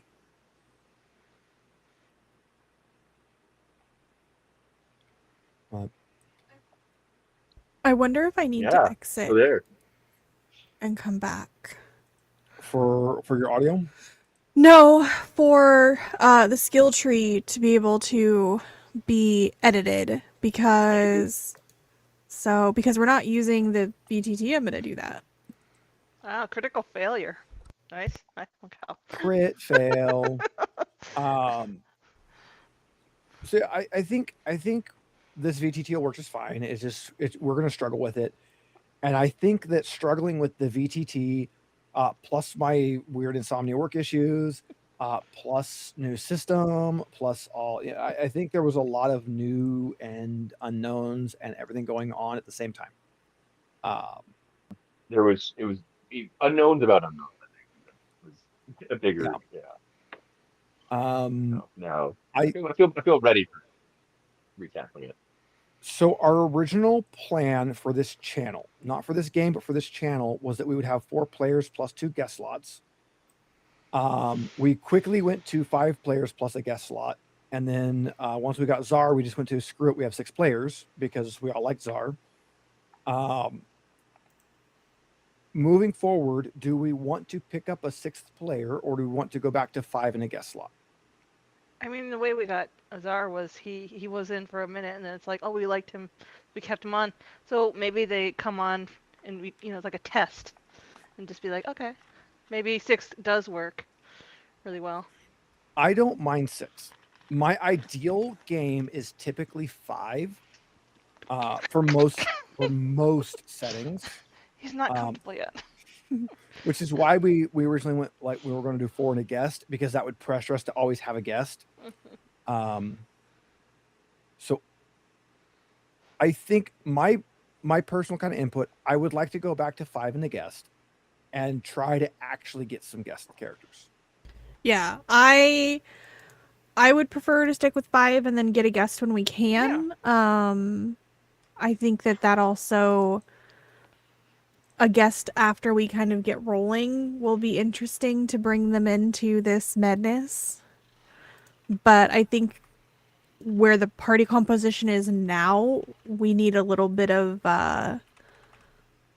time to marinate. Yeah. So we'll end up just moving. Like on this screen, Jason will just move up 1 space, and I'll just get rid of that bottom one when we don't need it. Right now, the red bar, as you can see, I actually turned the one that would have been Zara, I've turned off now. The black screen, the red bar are part of the actual background, and you guys are kind of added to it.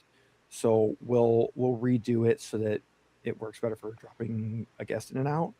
But we'll end up moving Jason up, and then for the gameplay screen, Mike and Jason will both move up 1, and we'll have a bit more empty space, which, I mean, we've got the chat pops up here on the left side. That's cool.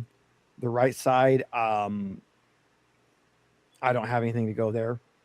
I was debating putting the actual live chat in there, but our chat's not very exciting.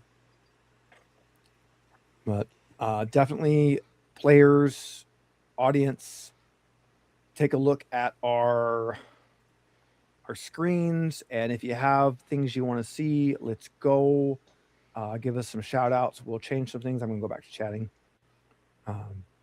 I was lazy tonight, knowing that we weren't going to be doing a game, and I didn't change my stream deck over to the Cyberpunk settings, so I don't have my automated. I have to click tonight. It's terrible. I'm just like freaking peasant shit. Which, oh my god, guys, we picked up the Elgato key lights on Black Friday sales. Holy crap, they are amazing, and if you have the Stream Deck Plus, they are like extra amazing. like insanely extra amazing. But, well, we got the Keylight Neos. We didn't get their regular Keylight, the big one. We got the Neo. They're a little bit smaller, but we have 2 of them each. So you don't get the crossface shadow that you would have if you only had one. They had a really good sale, and it is the end of the year. And then I have to figure out taxes for next year. Whee! So yeah, so we got more Elgato stuff because, I mean, as overpriced as it is, it freaking works. Other than the freaking wave that just never works. But yeah. So we've touched on, I think, all of my points that I wanted to address tonight. So Megan's re-rolling. Lady Finnerer is still going to be Lady Finnerer, but she's going to be a solo now that, used to, she moonlights as a DJ, but she's actually a solo. She likes guns and Skrillex, so that's, I believe there's actually in real world a pretty good overlap there. Kel, you said you redid some points. Yeah, I just I don't even remember when I adjusted, but there's just a little bit. I think I gave myself a little more, up to 10 in brawling and evasion. Okay. And yeah, I think just enough to make sure that I could scuffle if need be. But Yeah, perfect. Did anybody else have something that they wanted to change? Be it story, be it mechanics, be it anything. Is there something anybody else wanted to work on?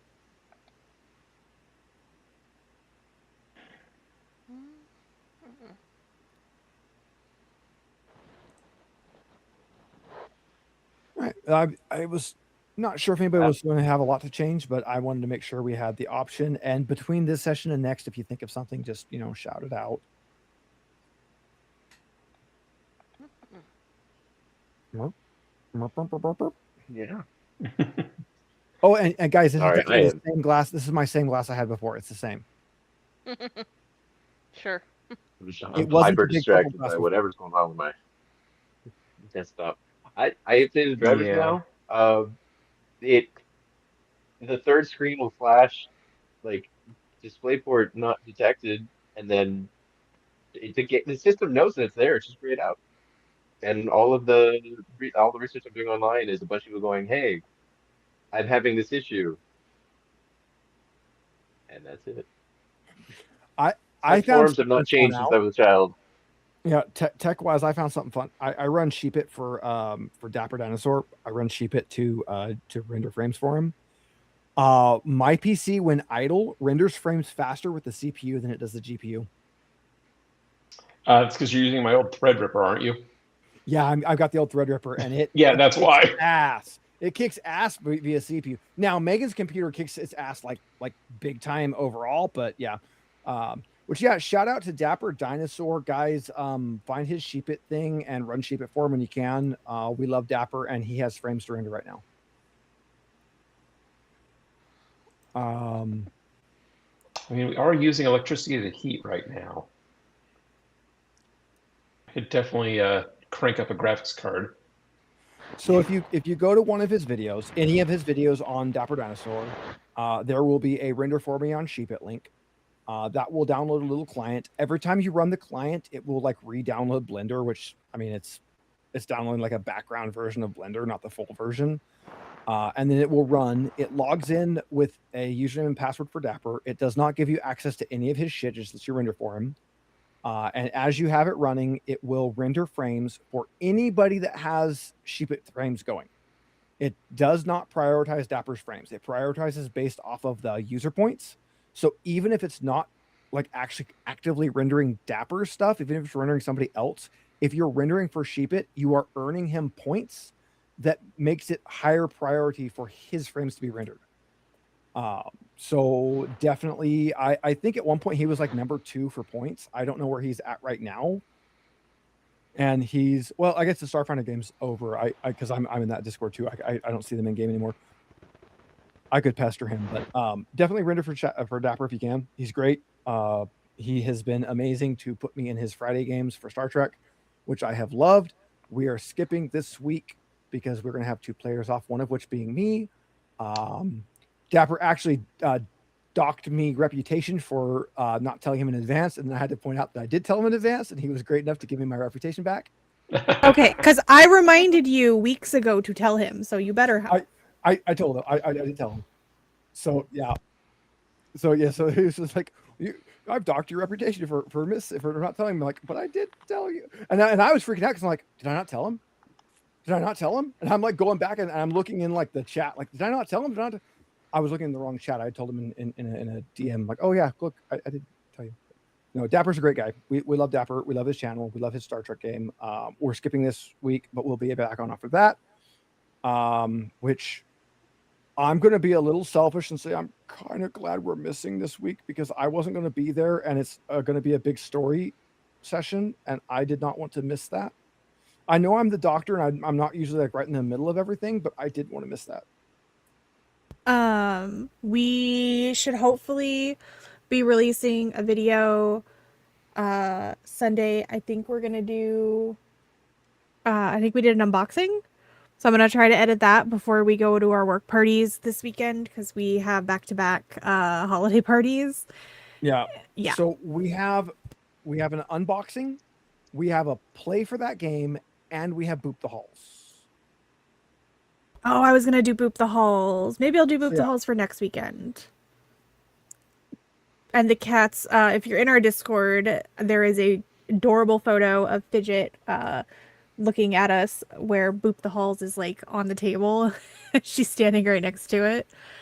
But yeah, we got that coming up.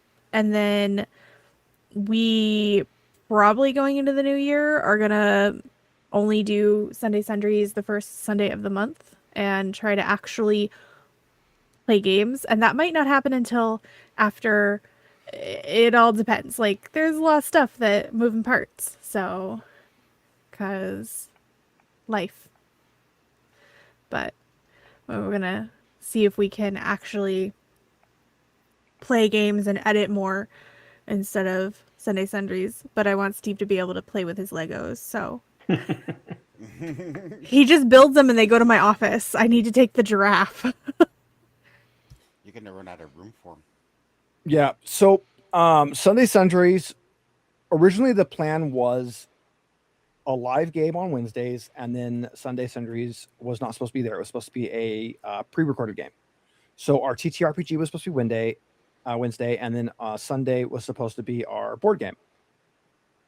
With our work schedules and learning all the recording stuff and learning DaVinci Resolve and learning like all the issues we had with the original setup, we needed extra time. So we brought in Sunday Sundries to fill up half the time so that we could have our just live chat hangout and then do our board games on the other week. So ultimately, Sunday Sundries is intended to be removed. It's just there as a filler to give people some content while we kind of get better at recording and playing and doing things, which is what we are working towards. So hopefully, as things go, we're getting better at editing. We're getting faster at editing. We've got it. The setups. Okay, we're getting faster at editing. We just added a couple extra things to it to improve on quality. When we record now, we're recording a face cam, a down cam, and like an extra angled cam, and we can flip between those as we're editing. We can do things. I've started adding in some audio fixes. I'm getting better at audio. I do apologize. I know our audio is still absolute garbage. I'm not an audiophile, but I'm definitely somebody that really gets put off by bad audio. So that's a very much priority for me. I would rather our actual video quality be garbage and our audio be just crystal than the other way around. So that's definitely something we're working on.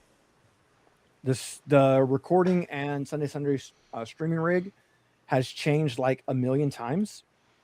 I know you've all seen pictures of it. I posted them on the Discord, which guys, if you haven't seen pictures of it, join the Discord and just say, hey, what's your rig look like? And we'll post more pictures of it. It's insane, but it works. It's getting cleaner and it's getting better. I think our next upgrade for the rig is probably going to be a Stream Deck Neo to sit between us. I would like us to each have one, but they're $100 a piece. So it'll probably be one sitting between us, to at least to start, because the Neo has more functions than the 15 key Stream Deck. It only has 8 keys, but it also has the bar and some other buttons. So it has more functions available than the 15 key, but less keys for, less money. So we'll probably end up with a Neo sitting between us, and then ultimately probably a Neo sitting on each corner so we both have control over it. Because right now, like if we want to do changes during Sunday Sundries, Megan has to pull it up on her phone and hit the button. And that's gross.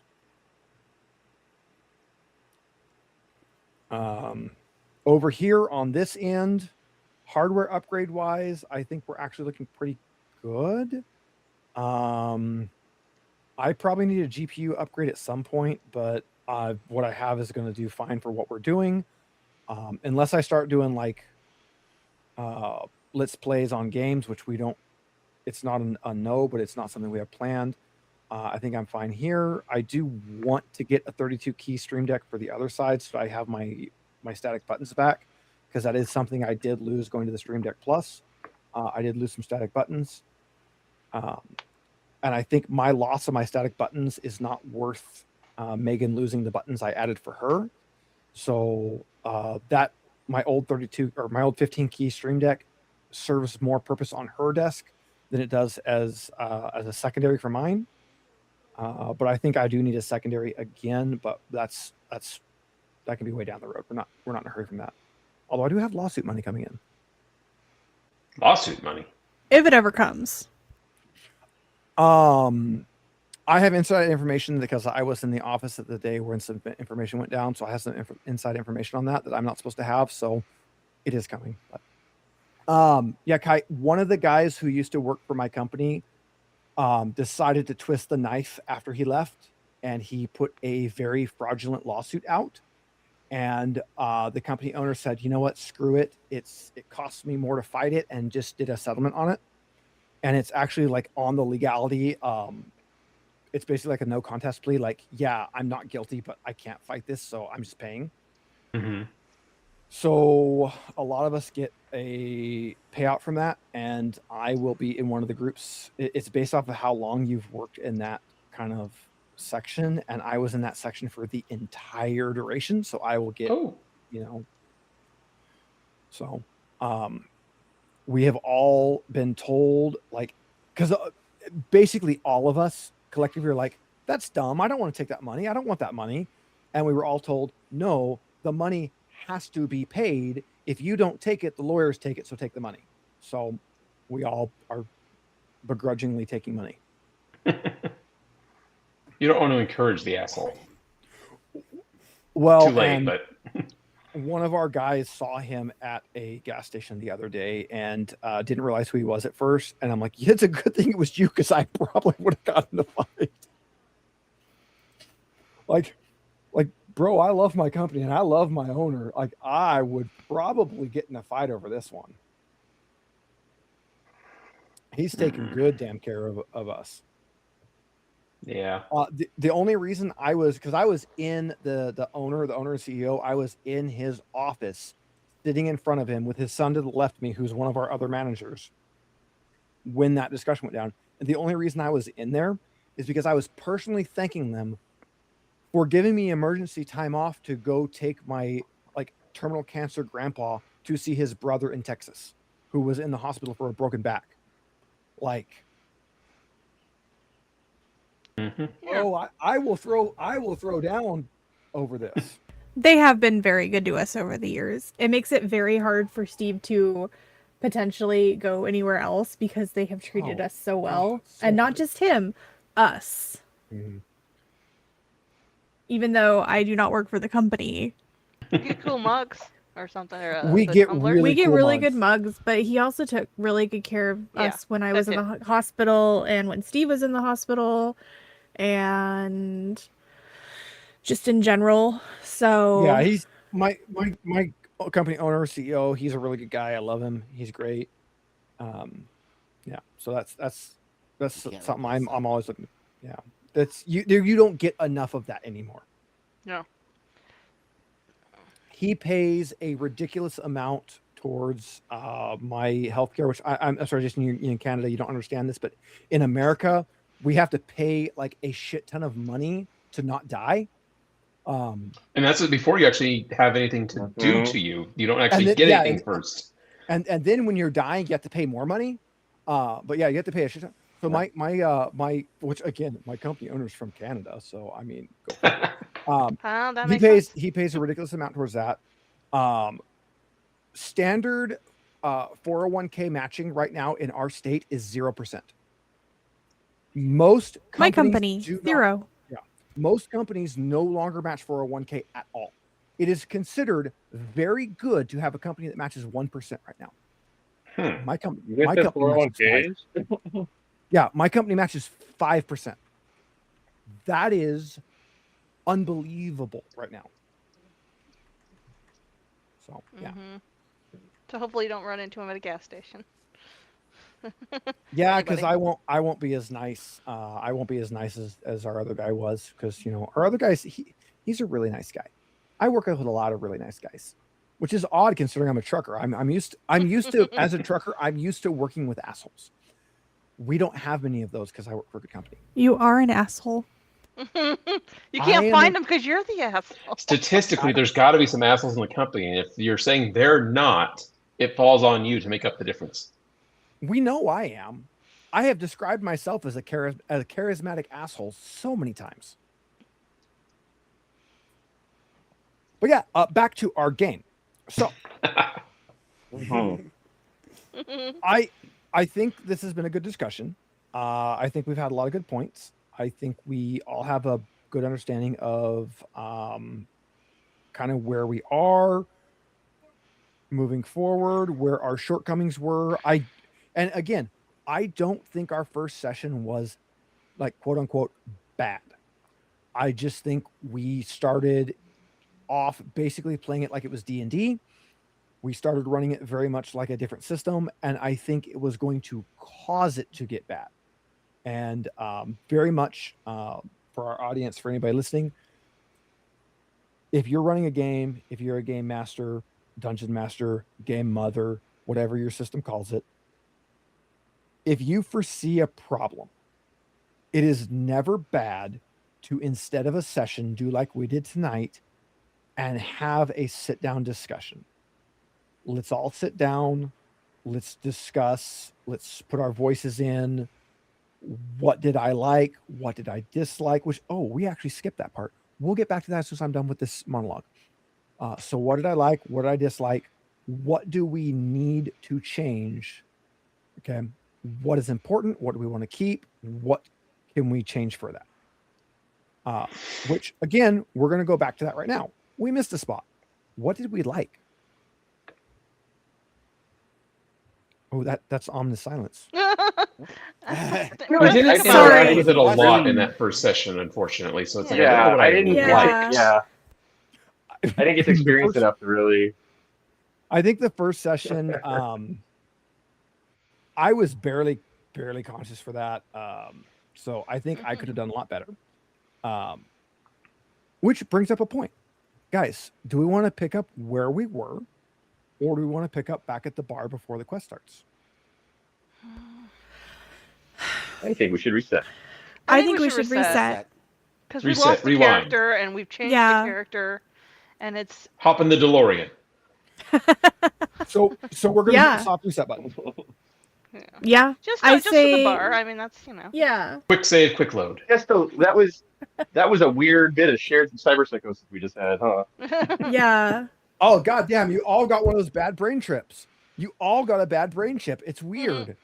You wake up drooling at the bar. So Oh, now we see. Look, now we have personal motivation. Yeah, we're gonna go after that guy who sold us the bad chips. Okay, so we will, guys. We have a session 1. This is I think I called this session 1.0.5. It's we'll have a 1.5. session- 1.5. Okay, so we'll go back and we'll have a session 1 version 2. So we'll have a session 1.2. 1++. 1++. That's a good one. We'll call it session 1++. So for our audience, we will be basically redoing session 1. This is what, as a game master, I would call a soft reset. I would call the last session a false start. We went into it. We weren't prepared. I know as a game master, I did a lot of prep, and I still know for a fact I was unprepared for that, which I will apologize to my audience and my players for. We'll make sure we remedy that next time. So we'll go back into and we'll just redo our session 1. There is no shame as a game master or as a player retconning, even if it's an entire session. If your start will cause it to be worse further down the road, there's no reason not to undo it. None. Remember to bring the grenades for the Nazi bar. We weren't that far Yes. in. You guys Leave no survivors. Now you guys know that there's a bar of neo-Nazis, and fighting 5 of them will be an option. It'll be 5 this time because it's based off number of players. Meta information you guys can have. And of course, Jason doesn't know this because he hasn't played with me before, but everybody else here has been at my table. If you've played with me for the same scenario, same module, same session, same whatever twice, you will know I never run things the exact same twice. Now that I have a better idea of, because again, I read the book and I knew every story point, I knew how they connected, I knew everything, but I hadn't read a lot of like the mid sections of it. So like, why does it have you move around the bar so much? I'm looking like, okay, it makes sense. It has you all at the bar, then it has you all move to the same table so that you can get the party kind of grouped together and going while story-wise, the barkeep is waiting for you, and then they can pull you back to actually start. That makes sense. I had totally missed that little paragraph that time, and I was like, why the hell is it moving you guys around so much? What is going on? So that brings point 2 to that. So we're doing a soft reset. Do you guys want to roll with that introduction where you're just a bunch of people at the bar who frequent this bar, who have no real contact, who are going to be brought together by the barkeep? Do you want that? I introduce everybody's characters, and then we bring you to the table to do a party get together, and then bring you to the back room. Or do we want to start it with you guys already at that table? Already at the table. Already at the table. We don't need to. We already repeat connected some of our characters a bit, so Yeah. I kind agree. of like the connections. Yeah. So, And I kept the same connections. So, yeah. connections don't have to change. And here's the other thing. Deadman still exists in this universe. You guys still know him. He's just not part of the party anymore. So those connections do stay. I will not bring him in as an NPC, but I'm also not just retconning Deadman out of the game. So in the event that later on we see a way to bring him back in and Czar wants to come back in, let's leave those connections just for that scenario. I don't think that's going to happen, unfortunately. But fingers are crossed because I do like Czar and I do want him back in the game. But Do you think he'd make another character, period, or just he was he just not, wants Deadman? He wanted Deadman in there. It's He did a lot of background. what Czar put a lot of work into it, and he has a pretty. It's just kind of how he feels about games. He's made his character and he wants to stick to it. He doesn't want to change the character. I understand that. I mean, I do not fault Czar for that one bit. I know that's something we talked about during session 0 was that, we might have to do some changes, and Czar made a character he feels very strongly for, and he doesn't want to make those changes. He would rather step out. I understand that. I'm not going to fault Czar for that. He did it in a positive way. We went between sessions. Czar and I had a very long discussion about it. We worked together to try to figure out some solutions. So no shade on Czar. He did good. We like Czar. He's our friend. He's welcome back. Deadman is a great character. I think he would make a fantastic NPC. I don't think at the current level of the story, he matched as a PC. However, As we get later on in the story, that might change. It just depends. So I don't want to close the book on that story yet. So please remember your connections with Deadman, but he won't be part of the party. That's all. Okay. Okay, makes sense. You made yourself a chimpanzee for a second. Megan, I saw that. I know. I was trying. Shut up. I missed something. I've only got video On ninja. the so I VTT, she was see. a chimpanzee for a second. I, I totally missed it. it's okay. It's okay. Everybody can I miss it. wish I It's didn't. fine. No, oh, it's fine. In the time of chimpanzees, I was a monkey. You are a monkey. Statistically speaking, yes. Technically, you're a yeti. Okay. I basically remade my character, and as soon as I can figure out, have Steve fix the freaking thumbnail thing, because I obviously suck. He I'll fix things on my end when we're off. Yeah, when we're off, you can fix it for me. And then yeah, that should be. I'll send my stuff to our Discord so everybody can see that I think I'm gonna enjoy this a little bit more. Yeah. So again, guys, this is kind of an open. Megan, hit the mute so I don't. Maybe she is still a DJ. Drop that beat. Okay, so you don't have to hit the button hard. You just have to. It's a jelly button. You just have to touch it right. It's. And if you didn't notice when she put her finger up there, it actually changes. It's lit up and it changes colors. I like the freaking Wave Neo. It's a badass mic. I love it. The Elgato Wave software. It's the only Elgato software I haven't liked so far, and I'm not that's a pretty common thing. But yeah,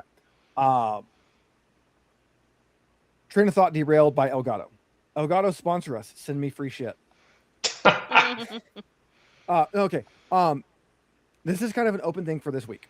We're gonna restart Wednesday. Between now and Wednesday, if you have a random thought, you wake up at 2 a.m. like, oh my god, that would be great. If you want to make a change, now is the time to do it. We're doing a soft reset. If you think maybe my stats should change, maybe my character should change a little bit, shout it out to the group. We all have our little Discord. We got our actual play going. Shout it out. Hey, what do we think about me changing this? Or what do we think about me changing that? Or, go ahead and just shout it out. We are open for any changes between now and then. I have one question, and that is mostly related to scheduling, because I know Christmas Eve and New Year's Eve, that's 2 and 3 weeks away. And in my head, I'm thinking, do we want to do a session 1 and then take 2 weeks off? I was going to suggest. I was going to say maybe a one shot in this setting, so that we all get practice with the systems, practice with the VTT before we actually start a full campaign. I love that idea. I don't know if you have time for it. if I could prep a one shot in that time. Yeah. I do, however, like the idea of a one shot. Let's work on that.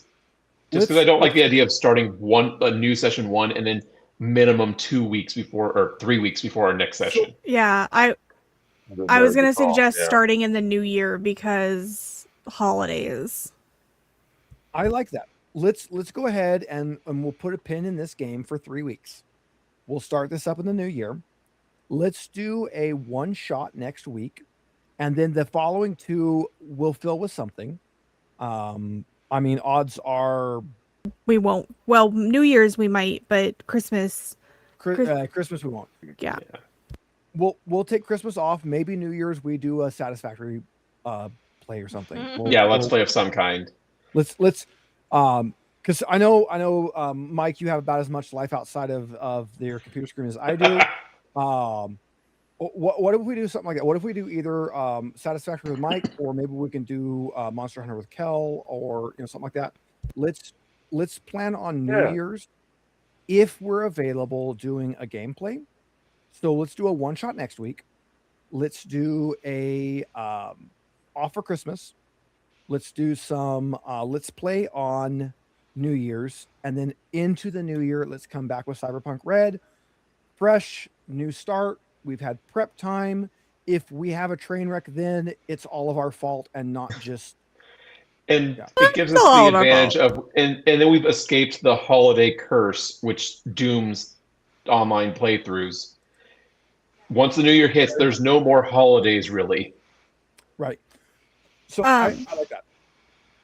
As far as a one shot, maybe to take some pressure off of Steve, I can run something. It would be in 5e, because that is the only system I have enough brain to do. What? Not true. Okay, I could do Esper Genesis. Do you want me to run a Phantasy Star one shot, baby? What do you guys think? I'm good for anything. I again, I don't want to miss weeks, but obviously, I just feel like we're dooming the campaign to a bad start if we do have such a huge break again. We definitely had that talk about the holidays and stuff, so it's good that we're not the only ones that we're thinking. And we planned on starting Cyberpunk earlier in the year, so this is going to hit more in the middle. And then obviously we had delays, and then we've missed a week, and just I hate missing things, but I don't want to screw it over. Okay, so Esper Genesis, if anybody also follows Top Hats Off, which is Dapper Dinosaurs off channel, during the break, I ran a one-shot. There is a one-shot written into Phantasy Star. Esper Genesis, it is not a combat focus. It's a very open, easy, learn the rules, learn the system. No VTT required. Wifey has been in that. She's played in that. It's specifically for 4 characters. That is very much an option. I also could very, very, very, very easily rewrite the start of Phantasy Star Online in a way that Megan could run that as a one shot. So that's something we could do if anybody has interest in, because that's Esper Genesis is literally 5e with mods installed. That's something she could do if there's interest in that. And that I want to kind of take the load off of Steve a little bit. His schedule has been crappy. And I can at least run a one shot before, because he is going to take a break after Cyberpunk, and I'll be maybe running Humblewood or something. Yay. We'll see. And so yeah, I could definitely run the one shot that we ran on Dapper's channel. And I can guarantee you it won't be ran like Steve ran it, because I don't know Phantasy Star like Steve does, or at all. I'm so confused by that chat in YouTube just now. That's the city I've been working in that's been screwing my schedule up. Ah. Yeah, guys, look up El Portal, California. That's where I've been making deliveries to in a dump truck. Wait. You talk about me trying to dox us. Fuck you. El Portal is like 4 hours away. Well, So now they have a circle to follow. No, guys, I have been driving a very long distance to get to Merced, California, to pick up material in a dump truck, to then drive up a goddamn mountain canyon into El Portal, which is, everybody knows Yosemite National Park. This isn't the road to Yosemite. This is the back road on the far other side of the park. I'm going through that, where there's a thing called the Ferguson Slide, where basically the mountain said, screw you humans, I eat your road. And they've been working for years trying to undo it. So I have to go through that. There is literally a stoplight that you reach that it's on like a 10-minute timer. Every 10 minutes it changes which side gets to go. And it's like, okay, this side goes, then we have 5 minutes and nobody goes, then this side goes, and we have 5 minutes and nobody goes, and you have to sit through that. It is a 12-hour day for me to make 2 deliveries. It has been mind-numbing, and I've been doing it randomly. no schedule. Just I find And out the day training. before while training. So for 2 days in a row, I was in my passenger seat doing this. The passenger seat has no air ride suspension and no cushion. I felt like somebody beat me. He had to take his butt pillow from the computer chair. Yes, I did. I also want to say that Ash looks like she's about to fall asleep with the kitty in her arms. I'm so warm, and when I'm warm, I get sleepy. Your Okay? cheeks are Yeah. very rosy. It's like a tiny oven on my She chest. wasn't expecting a cat that actually likes to be held for so long. Yeah. This is the We haven't had one of The whole those. time. They've always been evil. Even ours. He's just, Our- he's very loving, Our cats okay? are evil. And this one's very loving too, but it's just been content on the desk. I'm just hoping he's okay because I'm I mean, he worried was about how walking timid around and earlier. He's just slow he so is. scared. He'll wake up a little bit. He'll get more going. Yeah. He's it's probably just- feeling very like content because he is staying right next to you. Oh, and he on he the- definitely leaves. Yeah, I mean, he is just He's not holding them there. mostly has his eyes closed this whole time. Occasionally looks up and then closes his eyes again. Yeah, look at Simon outside. I could not get him to come up to me, and now if I touch him, I can't get him to let go. Claws are in the flesh. You should have seen some of those cats in there today. There was this orange one who's like, "You didn't even look at me. You didn't even look at They me." felt very He was offended. screaming sometimes. at me. He was screaming at me. I'm like, "I'm sorry." He's like, "Look what I have to offer. I didn't Look, chew your shoes." Orange cats are a very interesting flavor. They have their own personalities. There was a very big Maine Coon mix, but it was very Maine Coon. It was huge outside, and it's like, I want to take that one. I want a Maine Coon, an actual Yeah. Maine Coon, not our little half breed. No, ours is like an 8th breed. I I think both want a of these. Savannah K1 because I've met one time. Her name was Sugar, and holy crap, that was something else. I think both of them were described as Maine Coon, but they don't So- do DNA testing or anything. I was in, and I only remember the exact town I was in because Oh, Kill's moving his camera. Kel's moving. My cousin lived in this town for a while. I was in Medford. Oh, he's getting ready for tech support. I was at the pilot in my truck, my work truck when I ran OTR. So I was in a big semi truck, 73-foot long, massive behemoth thing, 80,000 pounds, whatever. I was fueling up, and the guy next to me is in a diesel pusher motorhome, and he was saying something about a Savannah cat, and when he got off, he gave me your usual hey, hello, and I was like, yeah. What were you talking about, Savannah cat? Those are cool. Those are those big like African serval things. He says, yeah, they are. I said, oh, those are awesome. He says, you want to meet one? I have one. What? So we moved up. We parked in front of the fuel lines, and I got in his motorhome, and it was the guy and his wife, and they were like, they had to be like 80, 85. They were old. And they had this Savannah cat. This is a 40-pound spotted wild animal. And I'm petting her and if by some weird chance these people are still alive and ever see this, I am so sorry I forgot your guys' name, but your cat is amazing. And I remember that her name was Sugar. So I'm petting Sugar, and she does the standard, like, put the paw up and flex thing. And the paw is huge, and the claws are huge. Like, good kitty, I love you. I saw some stuff when I was trucking. We definitely got a few pokes while we were there from cats that were like, me. I had a really thick hoodie though, so I was fine. But when we got home, I took it off, and he's like right in my arm. I'm like, I pulled up one time. It was me and my co-driver Ralph, which Ralph is a fucking asshole, and he won't care that I said that because he knows it. We pulled up one time. We were in, I think we were in Albuquerque, somewhere in that area. We pulled up. We were behind the Tumbler from Batmobile. It was on a flatbed in front of us, going around for Universal Studios tour. We pulled up, and here's the goddamn Tumbler, right in front of us at the fuel island. I have pictures of this thing. Like, holy crap, it's just there. During E3, I hauled the new Xboxes one year. So I had those. I hauled PlayStation, the little chips for them one time that was some ridiculous expensive thing. I did some weird crap. I was one of the freaking trucks for Taylor Swift for a concert. I didn't even know who I was doing concert shit for until we got there.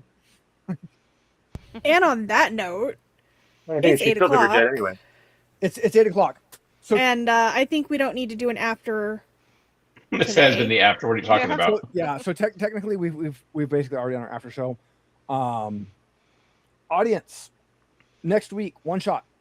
We'll do a one shot. It might be Esper Genesis Fantasy Star, might be something else. Wifey will run something. We'll get to play. If it's Esper Genesis Fantasy Star, it's made for 4 characters, but we can easily make more. We could also figure something out to do a one shot that isn't that set up, because that was a very basic, like, wow, I think we did like 3 dice rolls during it. So we might do something a little different. We might set something else that Wifey can run. So one shot next week. Players in this group, you have priority for slots on that because this is a break thing. If anybody is unavailable or just does not want to do a one shot, let me know so we can fill the slot. But that'll be that. I will figure out by tomorrow what I'm going to run and let everybody know. Okay. Wifey and I will probably have a discussion after this. We'll probably break out the Fantasy Star book and go over some things. I might have to install Affinia on her server so she can play some Fantasy Star online and get some idea of it. No, she can shake her head all she wants, but she gets to. It's a simple game. It has 3 buttons. So we'll figure something out. Week after is going to be we'll be Christmas Eve out. So we'll all be doing whatever our holidays things are with our friends and family and doing whatever. Next week will be, we'll do a let's play of some sort. So either we'll do a let's teach Kel more Monster Hunter, or we'll do a let's teach Satisfactory. Or we'll do Borderlands or something. We'll do something. Borderlands or something. Or My we'll PC working do better. or we'll do a board game of some kind if everybody else is drunk and or tired or whatever. Or we can get your rig and teach Ash how to play Magic the Gathering. Oh can do yeah. But if you guys want to come down and use the rig and do magic, we can do that. We'll figure something out. My go-to ideas are either going to be we're still teaching Cal Monster Hunter. We've done one session of that. He actually did decent. There is an inside. We are in the Bagel Brigade group. We have an inside joke that whenever we hit the best kind of quest in Monster Hunter World, there is a chance to completely fuck over the new player, and we always do it. And Kel got to it before I could do it, and I told him how to do it, and he did it to himself and survived it. So congratulations, Kel. What did he do? When in the best kind of quest where you fight Bareth, and if you use the screamer pods, you can summon Diablos, like way the hell early. He summoned Diablos. So that's one of our 2 intro games we play. The other one is in Generations Ultimate. So sadly, you guys don't get to experience that because Generations Ultimate's the Switch game. Yeah, we have 28 minutes. So we have mute your mic. We'll fix that next session too. So we'll either do Monster Hunter or I've been trying to get Kai to do Satisfactory. I know it's a game that he will like if we can get him going on it. So maybe we'll fire something up on Satisfactory. I think if we do that, Mike, I think you need to host the game. And because I already have mine hosted and I don't want to reset my save file again. Otherwise, I would just do it myself. But I think you need to host the game. And we need to make sure that any of the upload items that you are the only one that does those. That way, what is locked out progression is locked to what you've played instead of what everybody as a group has played. Because otherwise, when you play Satisfactory as a group, everybody can do the unlocks, and it unlocks for everybody. Which means if somebody like me or Dapper is in the game and can unlock 5 tiers like today, new players are lost. So I think we need to play it where you direct the game and I can do a lot of the bullshit busy work. And as long as we do it on a hosted server, we still gain the benefit of machines running when we're offline.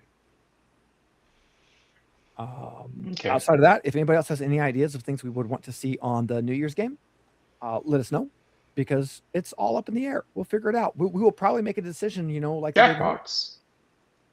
I was going to recommend. I've got Jackbox. the Jackbox. The 11th one. The 11th pack's pretty good. We were talking about that one, yeah. Yeah, so that's an option. We might do Jackbox. And we could do a little bit of both. So Actually, it really wouldn't be that hard to either run either Satisfactory or Monster Hunter with Jackbox going in a corner screen at the same time. And that might be absolutely hysterical to watch those of us playing the game completely stumbling, screwing up as we're trying to do Jackbox. I feel like it's God, there's a I can't remember. It's literally as it comes up, like the name escapes me. Yeah, there's a type of game where you have to like drop it to do not quite WarioWare, but like yeah, it feels like a WarioWare kind of vibe where you have to drop to do little side mini games.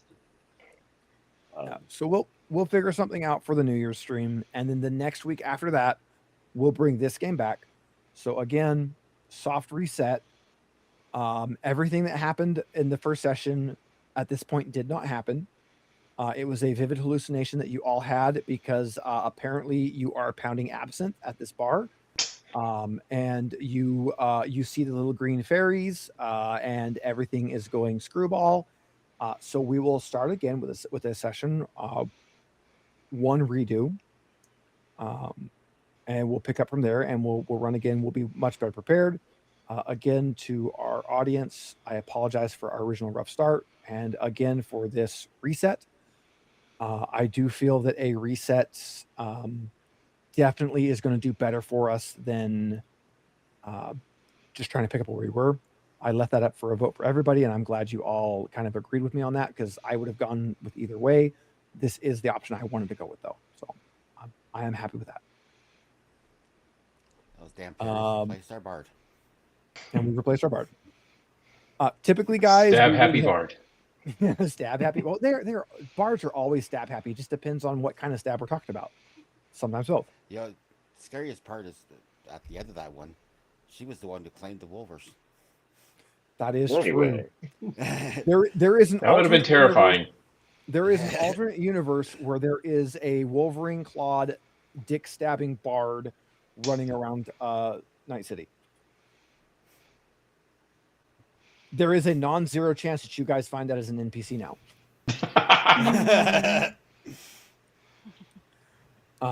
So Who installed it? Typically- It's my handiwork, but I know I didn't install them. for anybody watching, Megan, unmute please. Boom, boom, boom. Megan, you push buttons in. You'll have to play with this when you're here next time, Mike. Oh. It's not a push. It is a rubberized jelly pad that's just touch sensitive. It's not a physical button. It is just a touch. Jelly pad that's touch sensitive. It is a jelly pad that touch sensitive, and That sounds like a terrible idea. you'll see it next time you're here. It's actually pretty cool.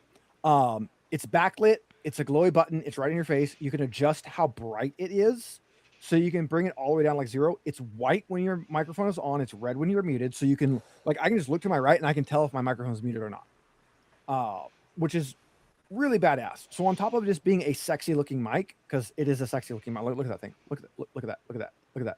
That looks like something you would have to confirm that you're 18 to buy on Amazon. So yeah, it's a cool mic. But yeah. Should we do the Trump thing and blow the microphone? No. All right. So yeah, for our audience, typically at 8 o'clock we close the game and we do a 30-minute post-game chat. As we've basically been doing that for the last 40 minutes, we are not going to do that tonight. So we are for Cozy Cat Games. Thank you for joining us. Anybody that stuck around this long, thank you for keeping us on while you're vacuuming your house or something, because I don't think anybody actually watched this the whole way through. If you did, holy crap, we love you. We'll be back next week for a one-shot. We'll be back first of the year for a start of this session again. Players, do you have any final goodbyes, notes, anything?